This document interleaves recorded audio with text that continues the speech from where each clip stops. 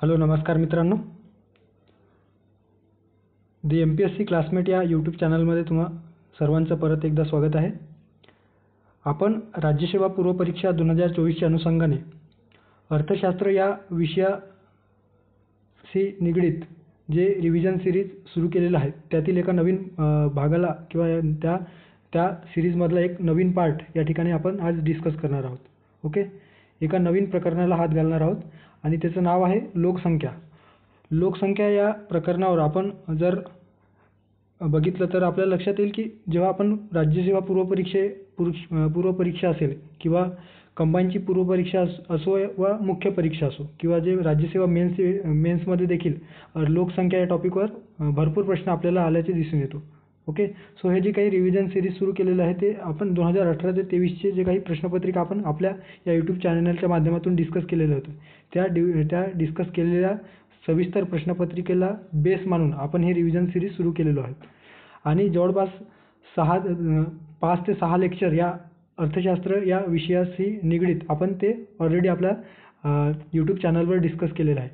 तुम्हाला जर ते लेक्चर बघायचे असेल तर मी त्या लेक्चरची जी काही प्लेलिस्ट आहे त्या प्लेलिस्टची लिंक या लेक्चरच्या डिस्क्रिप्शन बॉक्समध्ये देतो आहे. ओके, सोबतच तुम्हाला जर या लेक्चरची PDF हवी असेल तर ती देखील डिस्क्रिप्शन बॉक्समध्ये जे काही टेलिग्रामची लिंक आहे ती जॉईन केल्यानंतर त्या टेलिग्राम चॅनलमध्ये तुम्हाला ते लेक्चरची PDF अवेलेबल होऊन जाईल. ओके, सो या ठिकाणी आज पॉप्युलेशनही जे आपण अभ्यासणार आहोत ते वन स्टॉप सोल्युशन आहे. ओके, वन स्टॉप सोल्युशन असणार आहे. मला खात्री आहे की या व्हिडिओच्या नंतर जेव्हा तुम्ही हा व्हिडिओ शेवटपर्यंत बघाल त्यानंतर तुम्हाला दुसरा कुठलाही सोर्स वाचण्याची किंवा जर तुम्ही व्हिडिओ बघत असताना स्वतःचे नोट्स काढल्या तर फक्त राज्यसेवा पूर्वपरीक्षेच्या अनुषंगाने आणि जे काही कंबाईन येणारी पूर्वपरीक्षा आहे त्या अनुषंगाने फक्त तुम्हाला स्वतःचे नोट्स रिवाईज करावे लागतील आणि फक्त या व्हिडिओला परत एकदा तुम्ही बघू शकता. ओके, इतका फुल डिटेल अशा पद्धतीने मी हे तयार करण्याचा प्रयत्न केलेला आहे. होप सो तुम्हाला याचा नक्कीच फायदा होईल. सो चला सुरू करूयात आपल्या या लेक्चरला.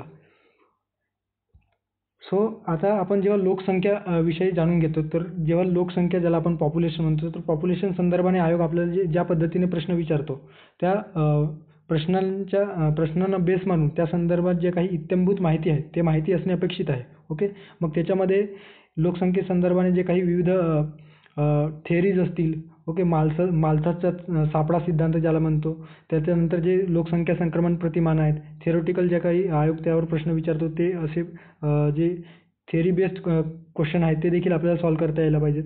त्याच्यानंतर जो काही आपला भारतीय लोकसंख्या किंवा जी 2011च्या जनगणनेनुसार भारतामध्ये लोकसंख्येचे जे काही वेगवेगळे प्रकार आपल्याला दिसून येतात त्याच्यामध्ये जन्मदर असेल, मृत्यूदर किती आहे, त्याच्यानंतर आहे आपल्या याच्यात लिंग गुणोत्तर किती आहे, कोणत्या राज्यामध्ये किती लोकसंख्या आहे त्या अनुषंगाने देखील आपल्याला आयोग प्रश्न विचारतो आहे.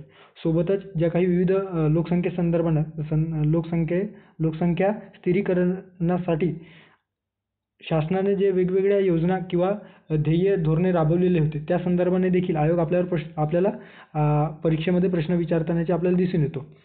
परत जे काही महत्त्वाचे अहवाल आंतरराष्ट्रीय स्तरावर जे प्रसिद्ध केले जातात ते त्याच्यावर देखील आयोग आपल्याला प्रश्न विचारतो. हे सर्व आपण सविस्तर वन स्टॉप सोल्युशन नाव देण्याचं हेच कारण आहे की आपण जेवढे काही आयोग म्हणजे परीक्षाभिमुख जी माहिती आहे ती सविस्तर आपण अभ्यासणार आहोत. ओके, सो सुरुवात करूया लोकसंख्या टॉपिकला. आता लोकसंख्या का, तर लोकसंख्या जेव्हा आपण अभ्यासतो तर कशासाठी आपण लोकसंख्येचा अभ्यास करतो, तर एखाद्या देशाच्या विकासासाठी जेव्हा देशाचा आर्थिक विकास घडवून आणायचे असेल तर त्या आर्थिक विकास हे 2 बाबींवर अवलंबून असतात. एक आहे संख्यात्मक घटक आणि दुसरा आहे गुणात्मक घटक. अर्थव्यवस्थेचे जे काही संख्यात्मक घटक आणि गुणात्मक घटक आहेत या 2 घटकांवर एखाद्या देशाचा आर्थिक विकास अवलंबून असतो.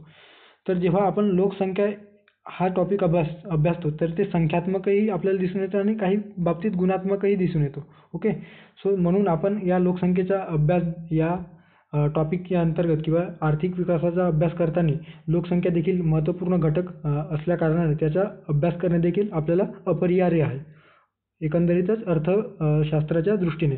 ओके, सो लोकसंख्या म्हणजे काय, तर लोकांची संख्या जी एका ठराविक कालावधीसाठी एका विशिष्ट भागात वास्तव्य करत असते. भारताची लोकसंख्या प्रत्येक 10 वर्षांनी दशकाच्या शेवटी मोजली जाते. म्हणजे प्रत्येक 10 वर्षांनी, ज्याला आपण दशवार्षिक जनगणना म्हणत असतो, तर त्या 10 वर्षांनी अशा पद्धतीची लोकसंख्येची मोजणी केली जाते. ओके, ज्यालाच आपण जनगणना असे म्हणतो. तर 2011च्या जनगणनेनुसार जेव्हा आपण भारताची लोकसंख्येबद्दल बोलतो आहोत, तर आपल्याला असं दिसून येते की 121.02 कोटी इतकी लोकसंख्या 2011च्या जनगणनेनुसार आपल्याला दिसून येतो. सध्या जर विचार केला तर 2021मध्ये होणारी जी जनगणना आहे, ती एकंदरीतच जे 2020मध्ये जो कोविड-19चा जो पॅन्डेमिक होता, त्या पॅन्डेमिकमध्ये बऱ्याच अर्थव्यवस्थेच्या क्षेत्राला त्या पॅन्डेमिकमुळे फटका बसला आणि एकंदरीत आपले जे काही आपण नियोजन करून ठेवलेले होते, ते परत आपल्याला ते पुढे ढकलावं लागलं. ओके, सो अशा पद्धतीने आपण ते जे काही 2021ची जनगणना आपण पुढे ढकललेली आहे. सो सध्या 2024मध्ये एक अहवाल युनायटेड नेशन पॉप्युलेशन फंड आहे, इंटरनॅशनल संस्था. तर या संस्थेने एक अहवाल प्रसिद्ध केलेला होता 2023मध्ये, एप्रिल 2023मध्ये. तर असं सांगण्यात आलेलं होतं की या 2023मध्ये भारत हा चीनला मागे टाकून सर्वाधिक लोकसंख्या असणारा देश बनलेला आहे. ओके, सो आपण जर सध्याचा विचार केला, म्हणजे 2024चा विचार केला, तर जगामध्ये सर्वाधिक लोकसंख्या असणारा देश कुठला आहे, तर भारत आहे. ओके, जवळपास 142 पॉईंट समथिंग इतकी लोकसंख्या आज आपल्याला आपल्या देशामध्ये दिसून येतोय. किती अफाट लोकसंख्या आहे याची आपण कल्पना न केलेलंच बरं.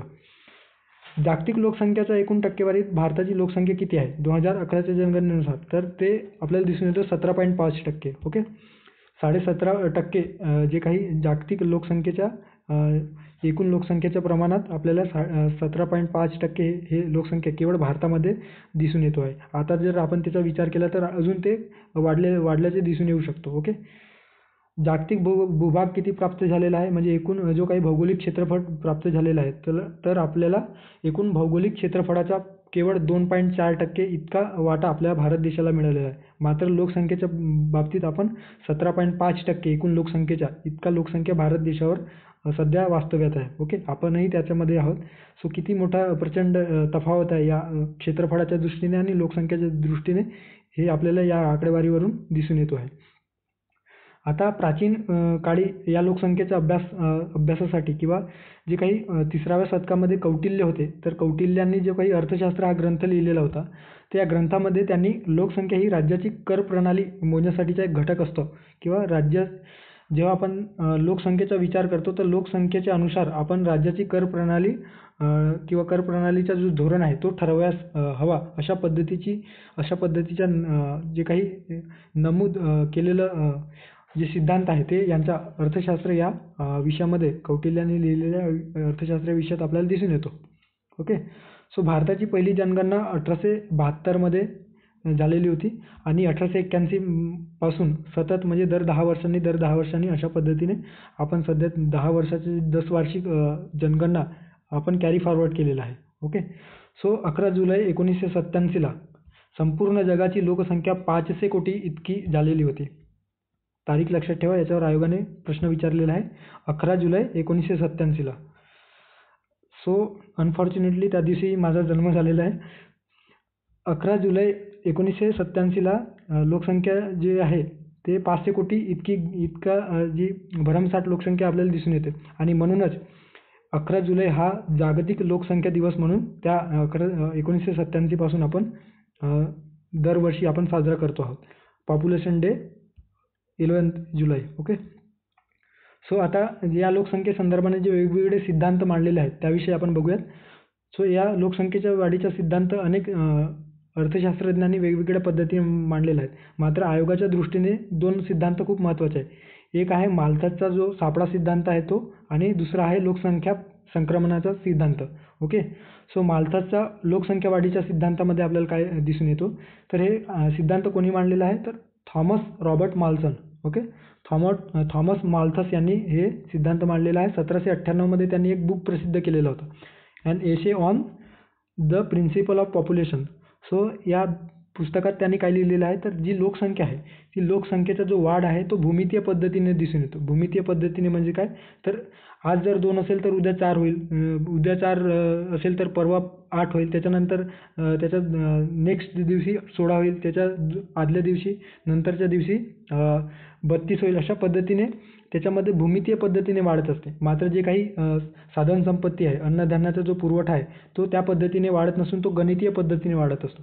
गणितीय म्हणजे काय, हळूहळू त्याच्यामध्ये वाढ घडून येतो, 1, 2, 3, 4 अशा पद्धतीने. तर यामध्ये या दोन्हींच्या जे काही वाढणाऱ्या गतीमध्ये कुठेतरी आपल्याला प्रचंड तफावत दिसून येतो.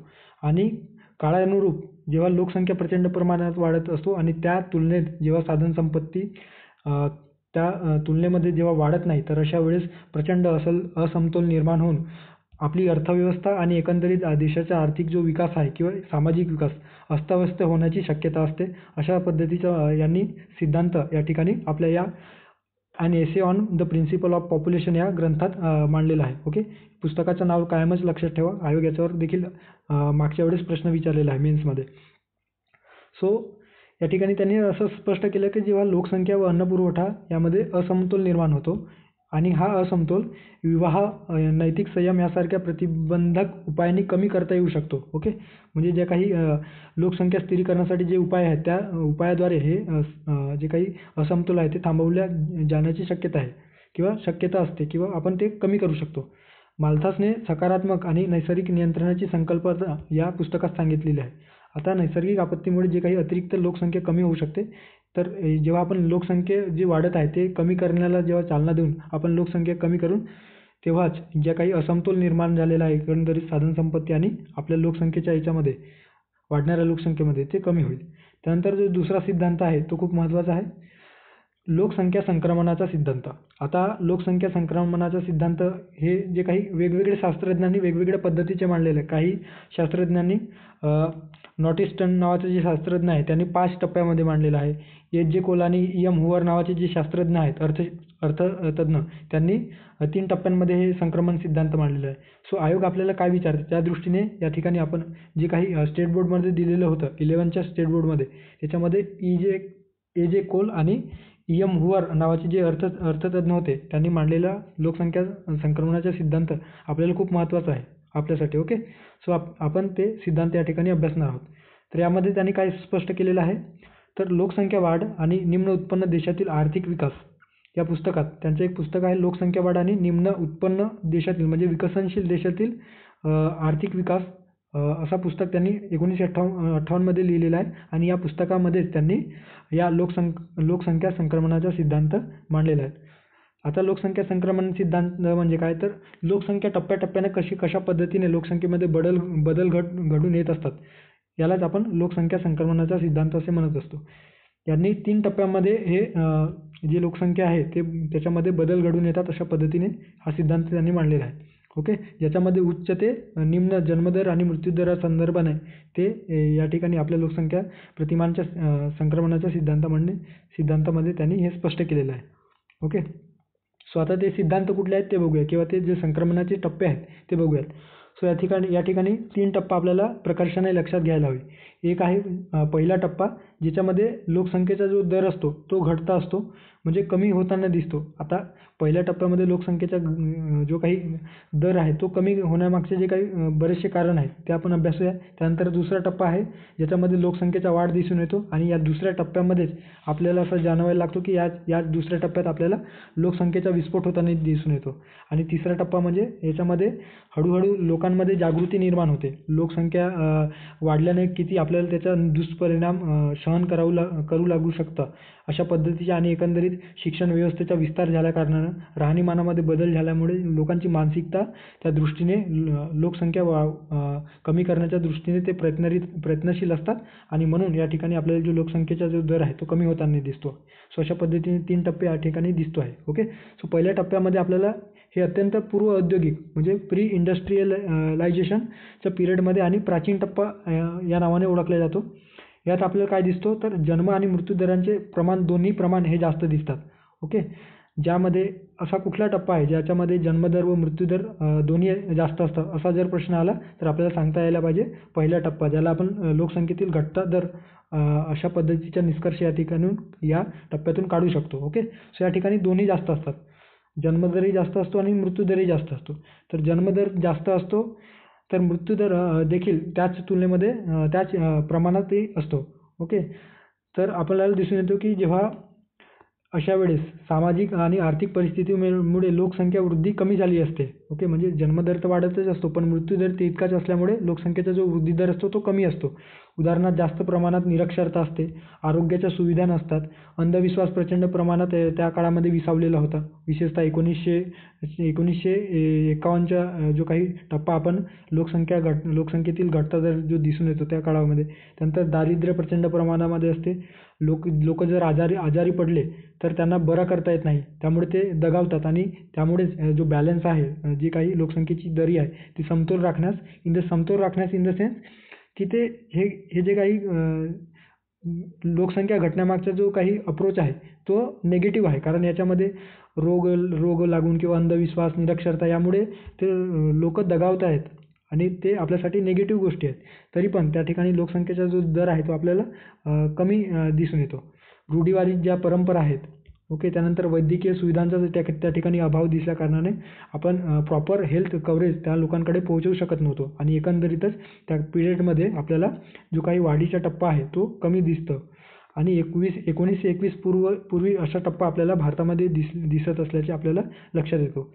आणि लक्षात ठेवा 1921ला महाविभाजनाचे वर्ष म्हटलं जातो. कारण 1921च्या नंतर आधीचा जो काही लोकसंख्याविषयी जो झालेला बदल आहे किंवा लोकसंख्येमध्ये जो झालेली वाढ आहे आणि 1921 नंतर त्याच्यामध्ये बदल जो आपल्या लोकसंख्येत, भारताच्या लोकसंख्येत दिसून येतो, त्यामध्ये प्रचंड मोठा बदल आपल्याला दिसून येतो. ते आपण पुढच्या सबसिक्वेंट स्लाइडमध्ये अभ्यासणार आहोत. ओके. सो त्याच्यानंतर आहे दुसरा टप्पा. आता या दुसऱ्या टप्प्यामध्ये आपल्याला लोक थोडं ॲडव्हान्स झालेले दिसतात. काय ॲडव्हान्स झालेले आहेत तर औद्योगिकरण झालेला दिसतो. ओके. आर्थिक विकासाने दुसऱ्या टप्प्याची सुरुवात होताना आपल्याला दिसून येतो. यामध्ये आर्थिक विकासामुळे मृत्यूदर झपाट्याने कमी होतो. कारण जे काही वैद्यकीय सुविधा आहेत त्या वैद्यकीय सुविधा लोकांना असं लक्षात आलं की आरोग्यासाठी आपण जे काही अंधविश्वास आहे, निरक्षरता आहे, दारिद्र्याचे प्रमाण आहे, हे शिक्षणाने कमी होईल आणि एकंदरीत शिक्षणामुळेच ज्या काही बऱ्याच गोष्टी त्यांना माहिती होऊ लागल्या आणि एकंदरीत वैद्यकीय सुविधांचा त्या ठिकाणी विकास घडून आलेला आणि त्यामुळेच जो काही मृत्यूदराचा जो प्रमाण जास्त होता तो कमी करण्यास आपल्याला त्या ठिकाणी फायदा झाला. आणि एकंदरीत यावेळेस मात्र जन्मदर वाढतच राहिला आणि मृत्यूदर जो होता तो झपाट्याने कमी होऊ लागला आणि जी काही लोकसंख्येचा जो काही फुगवटा आहे तो देखील वाढत राहिला. ओके. आणि याच काळामध्ये म्हणजे विशेषतः आपल्याला 51 ते 61चा जो काळ आहे तर या काळामध्ये आपल्याला जो काही 51 ते 61च्या दरम्यान प्रचंड प्रमाणात आपल्या भारतामध्ये लोकसंख्येचा विस्फोट झालेला दिसतो. ओके. सो लोकसंख्येचा विस्फोट कुठल्या टप्प्यामध्ये दिसून येतो असा जर प्रश्न आला तर दुसऱ्या टप्प्यात कायमच लक्षात ठेवायचं. त्यानंतर आहे भारतासह सर्व विकसनशील देशात प्रचंड आणि विशेषतः दुसऱ्या टप्प्यामध्ये जे काही विकसनशील देश आपल्याला जास्त प्रभावित होताना दिसून येतात. भारताची वाटचाल आता सध्या तिसऱ्या टप्प्याकडे सुरू आहे, हे आपल्याला माहीतच आहे. तिसऱ्या टप्प्यामध्ये काय दिसून येतं तर कमी व स्थिर लोकसंख्या का तर या काही कारणं आहेत त्याला. एक आहे वाढते औद्योगिकीकरण, त्यानंतर आहे शहरीकरणाचा विकास, शिक्षणाचा प्रचंड प्रमाणात झालेला विस्तार आणि राहणीमानात झालेला एकंदरीत बदल आणि या सर्व गोष्टींमुळे आणि एकंदरीत वैद्यकीय इन्फ्रास्ट्रक्चर व्यवस्थित झाल्यामुळे लोकांच्या मानसिकतेमध्ये परिवर्तन व्हायला सुरुवात झाली आणि तिसऱ्या टप्प्यामध्ये हळूहळू लोकांना कळायला लागले की अतिलोकसंख्या देखील आपल्या विकासासाठी घातक ठरू शकतो आणि त्यांनी मग कुटुंब नियोजनाच्या माध्यमातून असतील किंवा वेगवेगळे धोरण राबवून लोकसंख्या कमी करण्यासाठी ते प्रयत्नरत झाले आणि एकंदरीतच त्या ठिकाणी त्यामुळेच आपल्याला जो तिसरा टप्पा आहे त्यामध्ये लोकसंख्या वाढीचा जो दर होता तो कमी होताना दिसून येतो आहे आणि एकंदरीत लोकसंख्या स्टेबल होताना हळूहळू का होईना पण दिसून येत आहे. ओके. आणि या तिसऱ्या टप्प्याचा जो प्रभाव आहे तो विशेषतः विकसित देशामध्ये आपल्याला सध्या दिसून येतो आहे. ओके. विकसित देशामध्ये ज्यामध्ये युरोपियन कंट्रीज असतील, त्याच्यानंतर उत्तर अमेरिका, USA वगैरेचा जो प्रांत असेल डेव्हलप झालेले, ऑस्ट्रेलिया वगैरे, तर या देशांमध्ये हे अशा पद्धतीचा इन्फ्रास्ट्रक्चर डेव्हलप झालेला आहे आणि परिणामतः तिसरा टप्पा त्यांच्या लोकसंख्या संक्रमणाचा दिसून येतो आहे. ओके. त्या देशांमध्ये. आता या ठिकाणी भारतासंदर्भाने काही आकडेवारी दिलेली आहे, वर्ष दिलेलं आहे, जन्मदर आणि मृत्यूदर. तर जो काही पहिला टप्पा होता लोकसंख्येचा जो घटता दर होता त्याच्यामध्ये आपण बघू शकता जो 1901 ते 51च्या दरम्यान 1901 ते 1921 या कालावधीमध्ये म्हणजे जवळपास 20 वर्षाच्या कालावधीमध्ये जो जन्मदर होता तो 49.2% आणि मृत्यूदर 42.6% म्हणजे जवळजवळ जन्मदर आणि मृत्यूदर सारखेच होते आणि त्यामुळे जो लोकसंख्येचा जो वाढीचा दर होता तो कमी होता. त्यानंतर 21 नंतर प्रचंड प्रमाणामध्ये लोकसंख्येच्या जन्मदरामध्ये वाढ होऊ लागली, मात्र त्या तुलनेत मृत्यूदरामध्ये वाढ झालेली नाही. ओके. सो एकंदरीत जन्मदर वाढत राहिला, मात्र मृत्यूदर स्थिर होत राहिला. ओके, कमी होत राहिला. त्यामुळे जो तफावत आहे याच्यामध्ये 1921 ते 51 मध्ये त्यामध्ये देखील हळूहळू आपण ज्याला आरंभीच्या काळात विस्तारणारा असा दुसरा जो लोकसंख्या प्रतिमान सिद्धांत आहे त्यानुसार त्याला म्हटलं जातो आहे. सो या ठिकाणी ते आपल्याला दिसून येतो 1921 ते 51 मध्ये हळूहळू लोकसंख्या वाढायला सुरुवात झाली आणि खऱ्या अर्थाने लोकसंख्येचा विस्फोट कधी झालेला दिसून येतो तर 51 ते 61च्या दरम्यान. ओके, 51 ते 61च्या दरम्यान आपल्याला झालेला दिसतो. विशेषतः 61 मध्ये जेव्हा आपण 61च्या जनगणनेनुसार आपण जेव्हा जन्मदर मोजला तेव्हा आपल्याला दिसून आलं की 41.2% जन्मदर होता आणि त्या तुलनेत म्हणजे केवळ म्हणजे अर्ध्या 50% पेक्षा कमी इतका मृत्यूदर होता, केवळ 19%. आणि प्रचंड प्रमाणामध्ये या दुसऱ्या टप्प्यामध्ये लोकसंख्येचा विस्फोट आपल्याला आपल्या देशामध्ये झाल्याचे दिसून येतो. सध्या जर 61 ते 2011चा विचार करता हा जो पिरियड आहे 1961 ते 2011 यामध्ये हळूहळू आपली लोकसंख्या कमी व्हायला सुरुवात झाली म्हणजे आपण तिसऱ्या टप्प्याकडे सरसावत आहोत. ओके. सो यामध्ये 2011 मध्ये आपल्याला जन्मदर दिसून येतो 20.97 आणि मृत्यूदराचा जो प्रमाण आहे तो अतिशय कमी ठेवलेला आहे आपण 7.48. ओके, म्हणजे आपण हळूहळू लोकसंख्या कमी करण्याचा आणि लोकसंख्या स्थिर करण्याच्या मार्गाकडे वाटचाल करतो आहोत. ओके. आता काही जे दुसरे आर्थिक तज्ज्ञ होते त्यांनी जे काही संक्रमण सिद्धांत मांडलेला होते ते 5 टप्प्यामध्ये होते. ओके, ते 5 टप्पे देखील आपण थोडक्यात ब्रीफमध्ये बघूयात. त्यामध्ये पहिला टप्पा अतिशय स्थिर होता म्हणजे जे आपण पहिला टप्पा त्या E.J. हुवर यांचं बघितलेलं आहे आणि कोल यांचं जे बघितलेलं लोकसंक्रमण सिद्धांत त्यामध्ये पहिला टप्पा सारखा होता. त्यानंतर दुसऱ्या टप्प्यामध्ये हळूहळू लोकसंख्या वाढताना दिसून येतो ज्यामध्ये 1921 ते 1951 हा जो पिरियड आहे तो आरंभीच्या काळाचा आहे. त्यानंतर 1951 ते 61च्या दरम्यान आपल्याला नंतरच्या काळात विस्तारणारा आणि याच्यामध्ये प्रचंड प्रमाणात इतका असा फुगीर जे काही या ठिकाणी या डायग्राममध्ये बघू शकता तर यालाच आपण लोकसंख्येचा विस्फोट या ठिकाणी म्हणू शकतो. ओके. त्यानंतर चौथा जो टप्पा आहे त्याच्यामध्ये सध्या आपण आहोत ज्यामध्ये हळूहळू लोकसंख्या कमी होतो आहे आणि जो मृत्यूदराचा जो दर आहे तो देखील आपण कमी करण्यामध्ये प्रयत्न करतो आहोत. म्हणजे ऑलमोस्ट आपण मृत्यूदर कमी ठेवण्याचा प्रयत्न केलेला आहे. त्यामुळे आपल्याला लोकसंख्या हळूहळू कमी होताना दिसतो आहे. ओके. आणि जो 5वा टप्पा आहे त्याच्यामध्ये शून्य वाढ म्हणजे नकारात्मक याच्यामध्ये जातो म्हणजे मृत्यूदर हा जन्मदरापेक्षा जास्त होऊ लागतो. ओके. काही जे मोजके देश आहेत ओके लहान लहान जे युरोपियन कंट्रीज आहेत त्याच्यामध्ये आरोग्य सुविधा वगैरे व्यवस्थित असल्या कारणाने देखील तरीसुद्धा जो मृत्यूदराचा प्रमाण आहे तो इतका जास्त आहे की लोकसंख्या जो जन्मदर आहे तो त्याच्यापेक्षा कमी आहे. तो सो हा नैसर्गिक घट या ठिकाणी आपल्याला दिसून येतो. नैसर्गिक ज्याला निसर्गतः त्यामध्ये जो बदल झालेला आहे तर त्याला आपण 5वा टप्पा म्हणतो. सो हे देखील तुम्ही लक्षात ठेवू शकता. ओके. सो अशा पद्धतीने आपण लोकसंख्या संक्रमणाचे जे टप्पे आहेत त्या ठिकाणी बघितलेलं आहे. आता पुढच्या स्लाईडकडे जाऊयात. आता जे काही आपण लोकसंख्या वाढीचा जो संक्रमण सिद्धांत बघितलेला आहे त्यामध्ये आपण बघितलेलं आहे की जो 3 टप्पे आपण बघितले संक्रमणाचे त्या अनुषंगाने आपण काही निष्कर्ष काढलेला आहे. ओके. सो निष्कर्ष लक्षात ठेवा. स्टेट बोर्डमध्ये ही माहिती दिलेली होती त्या कारणास्तव मी ती माहिती या ठिकाणी मांडण्याचा प्रयत्न करतो कारण डायरेक्ट स्टेट बोर्डवरून आयोग सध्या प्रश्न उचलतो आहे. ओके. सो त्या पद्धतीने आपण जर अभ्यास केला तर त्याचा नक्कीच आपल्याला फायदा होईल. सो पहिला जो वाढीचा बदल आपल्याला काय दिसून येतो तर लोकसंख्येतील अत्यल्प घट. अजून परत आपण रिवाईज करूया. 1911 ते 21 मध्ये दिसून येतो विशेषतः 1901 ते 21च्या दरम्यान आपला जो लोकसंख्येचा वाढीचा जो दर आहे तो कमी असताना दिसून येतो. त्यालाच आपण अत्यल्प घट म्हणतो. ओके.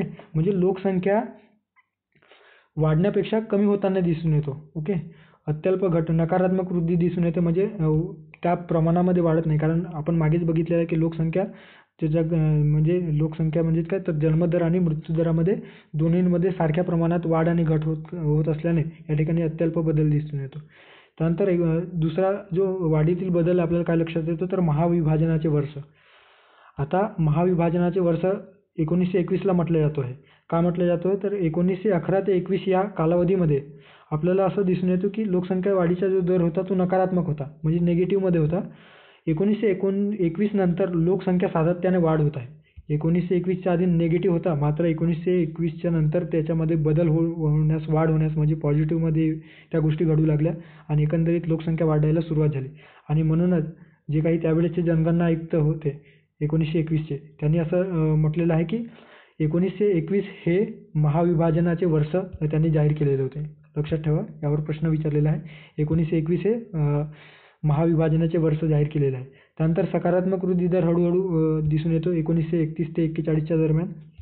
त्यानंतर लोकसंख्येत सुधारित वाढ 1951च्या पुढे आणि यामध्येच आपल्याला प्रचंड प्रमाणामध्ये लोकसंख्या दिसून येतो, प्रचंड वाढलेली दिसून येतो. त्यानंतर आहे हळूहळू 2001 ते 2011चा जो कालावधी आहे त्याला लोकसंख्या वृद्धी दरात घट होताना आपल्याला दिसून येतो आहे. सो एकंदरीत हे सर्व आपण या ठिकाणी डिस्कस केलेलं आहे. ओके. सो या ठिकाणी जो चार्ट आहे किंवा टेबल आहे ते बघू शकता कशा पद्धतीने लोकसंख्येमध्ये वाढ झालेली आहे. तर 1911मध्ये जी लोकसंख्या होती ती 25.2 कोटी होती. ओके. वृद्धी दर दिलेला नाही. 1921मध्ये जो काही आपली भारताची जी लोकसंख्या होती ते 25.1% होती. म्हणजे तुम्ही बघू शकता 1911मध्ये 25.2% इतका जी काही 25.2 कोटी जी होती लोकसंख्या ते 1921मध्ये 25.1 कोटी इतकी राहिली, म्हणजे कमी झालेली दिसते. म्हणूनच याला नकारात्मक जो काही वृद्धी दर आहे तो नकारात्मक आहे असं पद्धतीने या ठिकाणी म्हटलेलं आहे. मात्र 1921 नंतर हळूहळू लोकसंख्या वाढायला सुरुवात झाली. 51मध्ये ती 36.1% होती, 2001मध्ये 102.7% आणि 2001मध्ये जी लोकसंख्या आहे ती 121.02 कोटी. ओके, कोटीमध्ये आहे, सॉरी मी टक्केमध्ये म्हणतोय ते. सो कोटीमध्ये आहे. तर या ठिकाणी अशा पद्धतीने आपल्याला लोकसंख्येमध्ये वाढ झालेली आहे.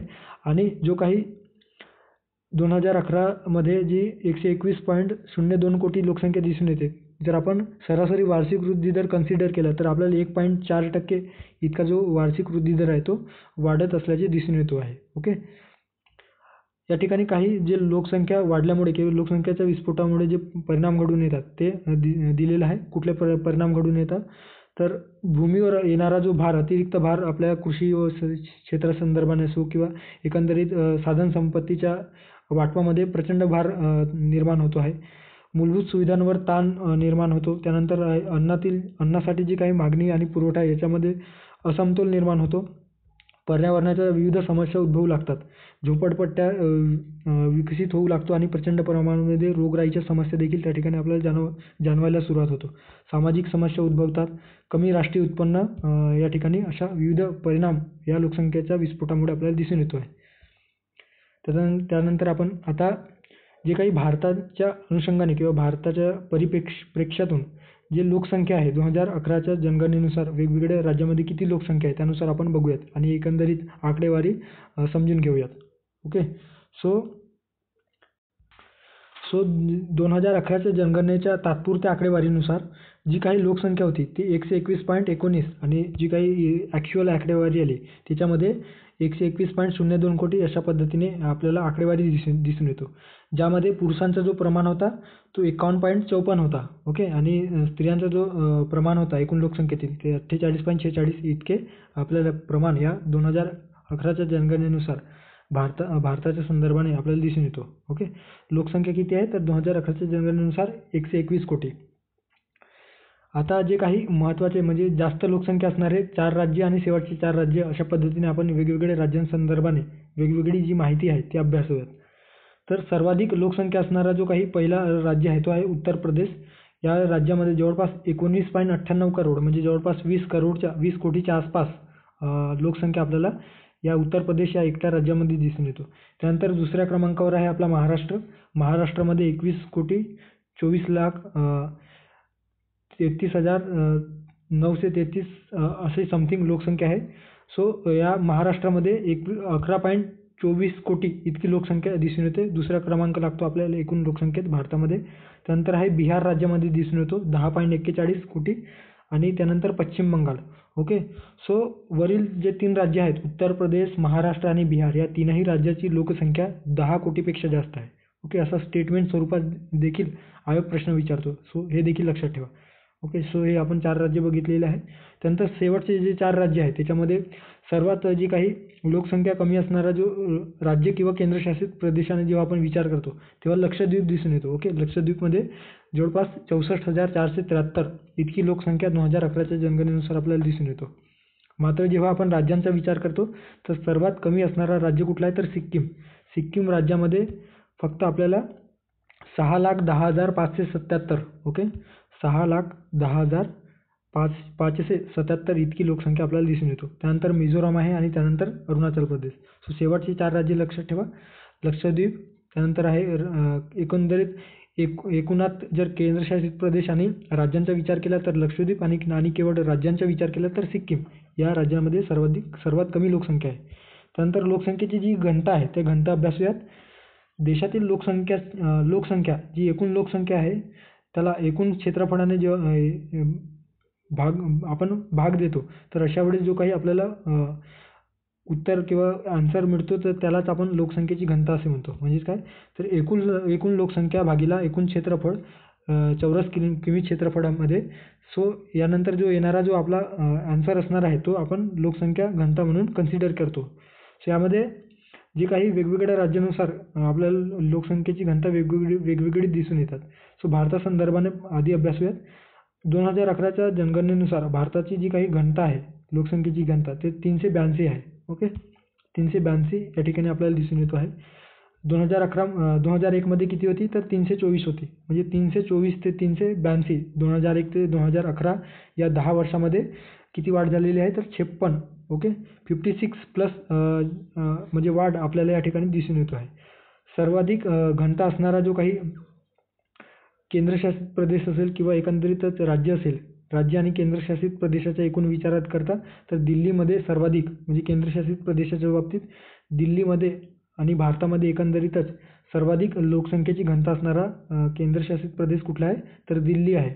11,320. आणि केवळ राज्यांचा विचार करता की कुठल्या राज्यामध्ये सर्वाधिक लोकसंख्येची घनता दिसून येते तर ते आहे बिहार 1106. ओके. सो या ठिकाणी लक्षात ठेवा दिल्ली, चंदीगड, बिहार, पश्चिम बंगाल आणि केरळ. ओके. दिल्लीची जी काही घनता आहे ती 11,320. त्यानंतर आहे चंदीगड 9,258. बिहारची जी काही लोकसंख्येची घनता आहे ती 1106. पश्चिम बंगालची 1,028 आणि केरळची 860 इतकी लोकसंख्येची घनता आपल्याला दिसून येते. सर्वात कमी घनता असणारा जे काही राज्य किंवा केंद्रशासित प्रदेशाच्या बाबतीत आपण बघतो तेव्हा अरुणाचल प्रदेश हे राज्य सर्वाधिक कमी लोकसंख्येची घनता असणारा राज्य या ठिकाणी आपल्याला दिसून येतो. ओके. केवळ 17 म्हणजे चौरस किलोमीटर क्षेत्रामध्ये 17 लोकसंख्या आपल्याला दिसून येतो. त्यानंतर आहे अंदमान निकोबार 46. मिझोराम या ठिकाणी 52 दर चौरस किलोमीटर क्षेत्रफळामध्ये आपल्याला 52 इतकी लोकसंख्या सरासरी आपल्याला दिसून येतो. सिक्कीममध्ये आहे. त्यानंतर आहे नागालँड. सो अशा पद्धतीने या ठिकाणी आपण जे काही सर्वाधिक लोकसंख्येची घनता असणारे आणि सर्वात कमी असणारे या ठिकाणी बघितलेलं आहे. सो हे अरुणाचल प्रदेश सर्वात कमी आणि सर्वाधिक घनता असणारा दिल्ली आणि राज्यांच्या बाबतीत बिहार हे लक्षात ठेवा. ओके. सो आता जे लोकसंख्यामध्ये जो काही 10 वर्षामध्ये 2001 ते 2011च्या या कालावधीमध्ये 10 वर्षामध्ये जे दशवार्षिक वृद्धिदर घडून आलेला आहे त्या दशवार्षिक वृद्धी दरात किती वाढ झालेली आहे त्या अनुषंगाने आपल्याला माहिती असणे अपेक्षित आहे. ओके. सो एका विशिष्ट दशकात म्हणजे 10 वर्षाच्या कालावधीत एकूण लोकसंख्या वाढीच्या टक्केवारीचे दर होय. म्हणजे किती त्या लोकसंख्येमध्ये वाढ घडून आली त्यालाच आपण दशवार्षिक वृद्धी दर असे आपण म्हणत असतो. भारतामध्ये 2011 मध्ये 17.7% म्हणजे 2001 ते 2011 या कालावधीमध्ये दशवार्षिक वृद्धी दर किती आहे तर 17.7% दिसून येते. जे 2001 मध्ये म्हणजे 1991 ते 2001 या कालावधीमध्ये 21.24% आहे. म्हणजे जो काही दशवार्षिक वाढ आहे त्याच्यामध्ये घट झालेली आपल्याला दिसून येते. किती जवळपास 4% इतकी घट आपल्याला या 2011च्या जनगणनेनुसार दिसून येतो आहे. सो या ठिकाणी जे काही सर्वाधिक दशवार्षिक वृद्धी दर जे झालेले आहेत त्या राज्यांचा किंवा केंद्रशासित प्रदेशांचा विचार करता सर्वाधिक 10 वार्षिक वृद्धी दर कुठल्या राज्यामध्ये किंवा कुठल्या केंद्रशासित प्रदेशामध्ये दिसून येतो? तर दादरा नगर हवेली या ठिकाणी सर्वाधिक 10 वार्षिक वाढ दिसून येतो आहे. जवळपास 55.88% इतका 10 वार्षिक वाढ त्या ठिकाणी दिसून येतो. त्यानंतर दुसऱ्या क्रमांकावर आहे दमण आणि दीव 53.76%. आणि एकंदरीत जेव्हा आपण राज्यांचा विचार करतो, फक्त राज्यांचा, तर मणिपूरमध्ये सर्वाधिक 10 वार्षिक वाढ दिसून येतो. एकूणात जर विचारला की भारतामध्ये एकूणात सर्वाधिक 10 वार्षिक वाढ कुठे झालेली आहे, तर दादरा नगर हवेली आणि केवळ राज्यांचा विचार करता मणिपूर. हे डिफरन्सेस या ठिकाणी लक्षात ठेवा.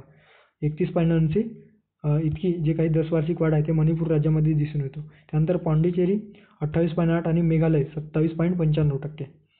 सर्वात कमीचा विचार केला तर नागालँड या राज्यामध्ये सर्वाधिक कमी 10 वार्षिक वाढ दिसून येतो आणि ते मायनसमध्ये आहे. ओके, मायनसमध्ये या ठिकाणी हे 10 वार्षिक वाढ दिसून येतो आहे. त्यानंतर आहे केरळमध्ये आपल्याला 4.91%. त्यानंतर लक्षद्वीप, अंदमान निकोबार आणि गोवा या ठिकाणी कमी 10 वार्षिक वाढ आपल्याला दिसून येतो. ओके, सो आता पुढे लिंग गुणोत्तराबद्दल बघूयात माहिती जी आहे ते. तर लिंग गुणोत्तर म्हणजे काय, तर दर 1000 पुरुषांमागे म्हणजे प्रति 1000 पुरुषांमागे जे काही स्त्री आहेत त्यांची जी संख्या आहे, तर त्यालाच आपण त्यांच्या संख्येवरून आपण लिंग गुणोत्तर काढत असतो. तर लिंग गुणोत्तराचं जेव्हा आपण प्रमाण काढतो तेव्हा स्त्रियांची एकूण संख्या भागीला पुरुषांची संख्या गुणीला 1000 अशा पद्धतीने आपण लिंग गुणोत्तराचे प्रमाण काढत असतो. ओके, सो भारतामध्ये किती लिंग गुणोत्तराचे प्रमाण दिसून येतो, तर 2011 नुसार 943. काही पुस्तकांमध्ये 940 दिलेलं आहे. मात्र काही पुस्तकांमध्ये जे ऑथेंटिक रिसोर्सेस आहे त्या ऑथेंटिक रिसोर्सेसमध्ये 943 दिलेलं आहे. ते लक्षात ठेवा. 943 इतकी जे काही लिंग गुणोत्तर आहे ते आपल्या भारतामध्ये दिसून येतो. आणि 2001 मध्ये किती होतं, तर 933 इतकं लिंग गुणोत्तराचे प्रमाण किंवा लिंग गुणोत्तर आपल्याला त्या ठिकाणी भारताच्या संदर्भाने दिसून येतो. 2001 ते 2011 या 10 वर्षामध्ये 10 इतकी लिंग गुणोत्तरामध्ये वाढ झालेली आहे. ओके, 10 युनिट म्हणू शकतो किंवा 10% किंवा 10 10%ने भर झालेली आहे किंवा 10 युनिटमध्ये वाढ झालेली आहे. ओके, 933 ते 943. त्यानंतर सर्वाधिक जे काही लिंग गुणोत्तराचे प्रमाण दिसून येणारे जे राज्य आहेत किंवा केंद्रशासित प्रदेश आहेत ते बघूयात. सो केरळ राज्यामध्ये सर्वाधिक लिंग गुणोत्तराचे प्रमाण दिसून येतो. 1084 इतका लिंग गुणोत्तर या केरळ राज्यामध्ये दिसून येतो. त्यानंतर आहे पॉंडिचेरीमध्ये 1037 इतका लिंग गुणोत्तर दिसून येतो. त्यानंतर आहे तामिळनाडूमध्ये 996 इतका लिंग गुणोत्तर आहे. आंध्र प्रदेशमध्ये 993. सो असे 4 राज्य लक्षात ठेवा: केरळ, पॉंडिचेरी, तामिळनाडू आणि आंध्र प्रदेश. आणि सर्वात कमी जे काही लिंग गुणोत्तर दिसून येणारा एकूणच जर विचार केला तर दमण आणि दीव या केंद्रशासित प्रदेशामध्ये दिसून येतो. किती आहे, तर 618. म्हणजे दर 1000 पुरुषांमागे केवळ 618 स्त्रिया त्या ठिकाणी दिसून येतो. आणि जर राज्यांच्या बाबतीत विचारलं तर हरियाणा या राज्यामध्ये सर्वात कमी दिसून येतो, 879. ओके, 879 1000 पुरुषांमागे. हे जरी असलं तरी आपण जर सध्याचा विचार केला, एकंदरीत थोडा विषयांतर करून जर आपण बोलायचं झालं तर जे काही खेळासंदर्भाने आपण बघतो आहोत, वेगवेगळे ऑलिम्पिक्स असेल, आशियाई क्रीडा स्पर्धा असेल किंवा वेगवेगळ्या खेळाचे जे काही प्रकार असतील त्याच्यामध्ये सर्वाधिक जे काही मेडल्स आहेत तर हे हरियाणा, पंजाबचे जे काही मुली आहेत त्या अंताने आपल्याला दिसून येतो.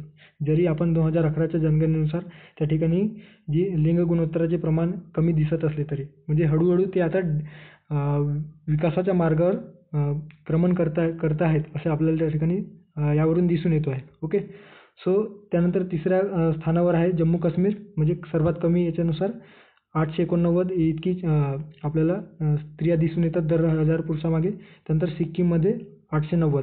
सो अशा पद्धतीने सर्वात कमी राज्यांच्या बाबतीत विचार केला तर हरियाणा आहे 879 आणि एकूणात विचार केला तर दमण आणि दीव केंद्रशासित प्रदेश 616 इतकी कमी जी काही आहे लिंग गुणोत्तर तो या ठिकाणी दिसून येतो आहे.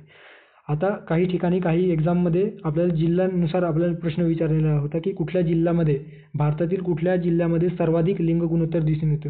तर ते लक्षात ठेवा. माहे नावाचा जो काही पॉंडिचेरीमधील जिल्हा आहे तर या पॉंडिचेरी जिल्ह्यामध्ये पॉंडिचेरी केंद्रशासित प्रदेशातील माहे जिल्ह्यात 1184 म्हणजे सर्वात जास्त लिंग गुणोत्तर असणारा जिल्हा म्हटला तर ते माहे आहे. किती आहे? 1184. त्यानंतर आहे अल्मोरा नावाचा उत्तराखंडमधील जिल्हा आहे, त्या ठिकाणी 1139. सो हे 2 जिल्हे लक्षात ठेवा. आणि सर्वात कमी विचारला तर दमण दीवमधील दमण या ठिकाणी, दमण या जिल्ह्यामध्ये कमी दिसून येतो 534. आणि लेह, ओके, जो आता सध्या काश्मीर लडाखचा भाग आहे. ओके, जम्मू काश्मीर आणि लडाख हे 2 केंद्रशासित प्रदेश झालेले आहेत. तर लडाखची राजधानी काय आहे? तर लेह. तर या लेहमध्ये सर्वात कमी लिंग गुणोत्तर दिसून येतो. लेह जिल्ह्यामध्ये सर्वात कमी लिंग गुणोत्तर दिसून येतो जिल्ह्यांच्या बाबतीत, 690. सो अशा पद्धतीने हे लक्षात ठेवा. त्यानंतर पुढच्या एक टॉपिककडे जाऊयात. सो या ठिकाणी बाललिंग गुणोत्तर संदर्भाने जे दिलेलं आहे, बाललिंग गुणोत्तर म्हणजे काय?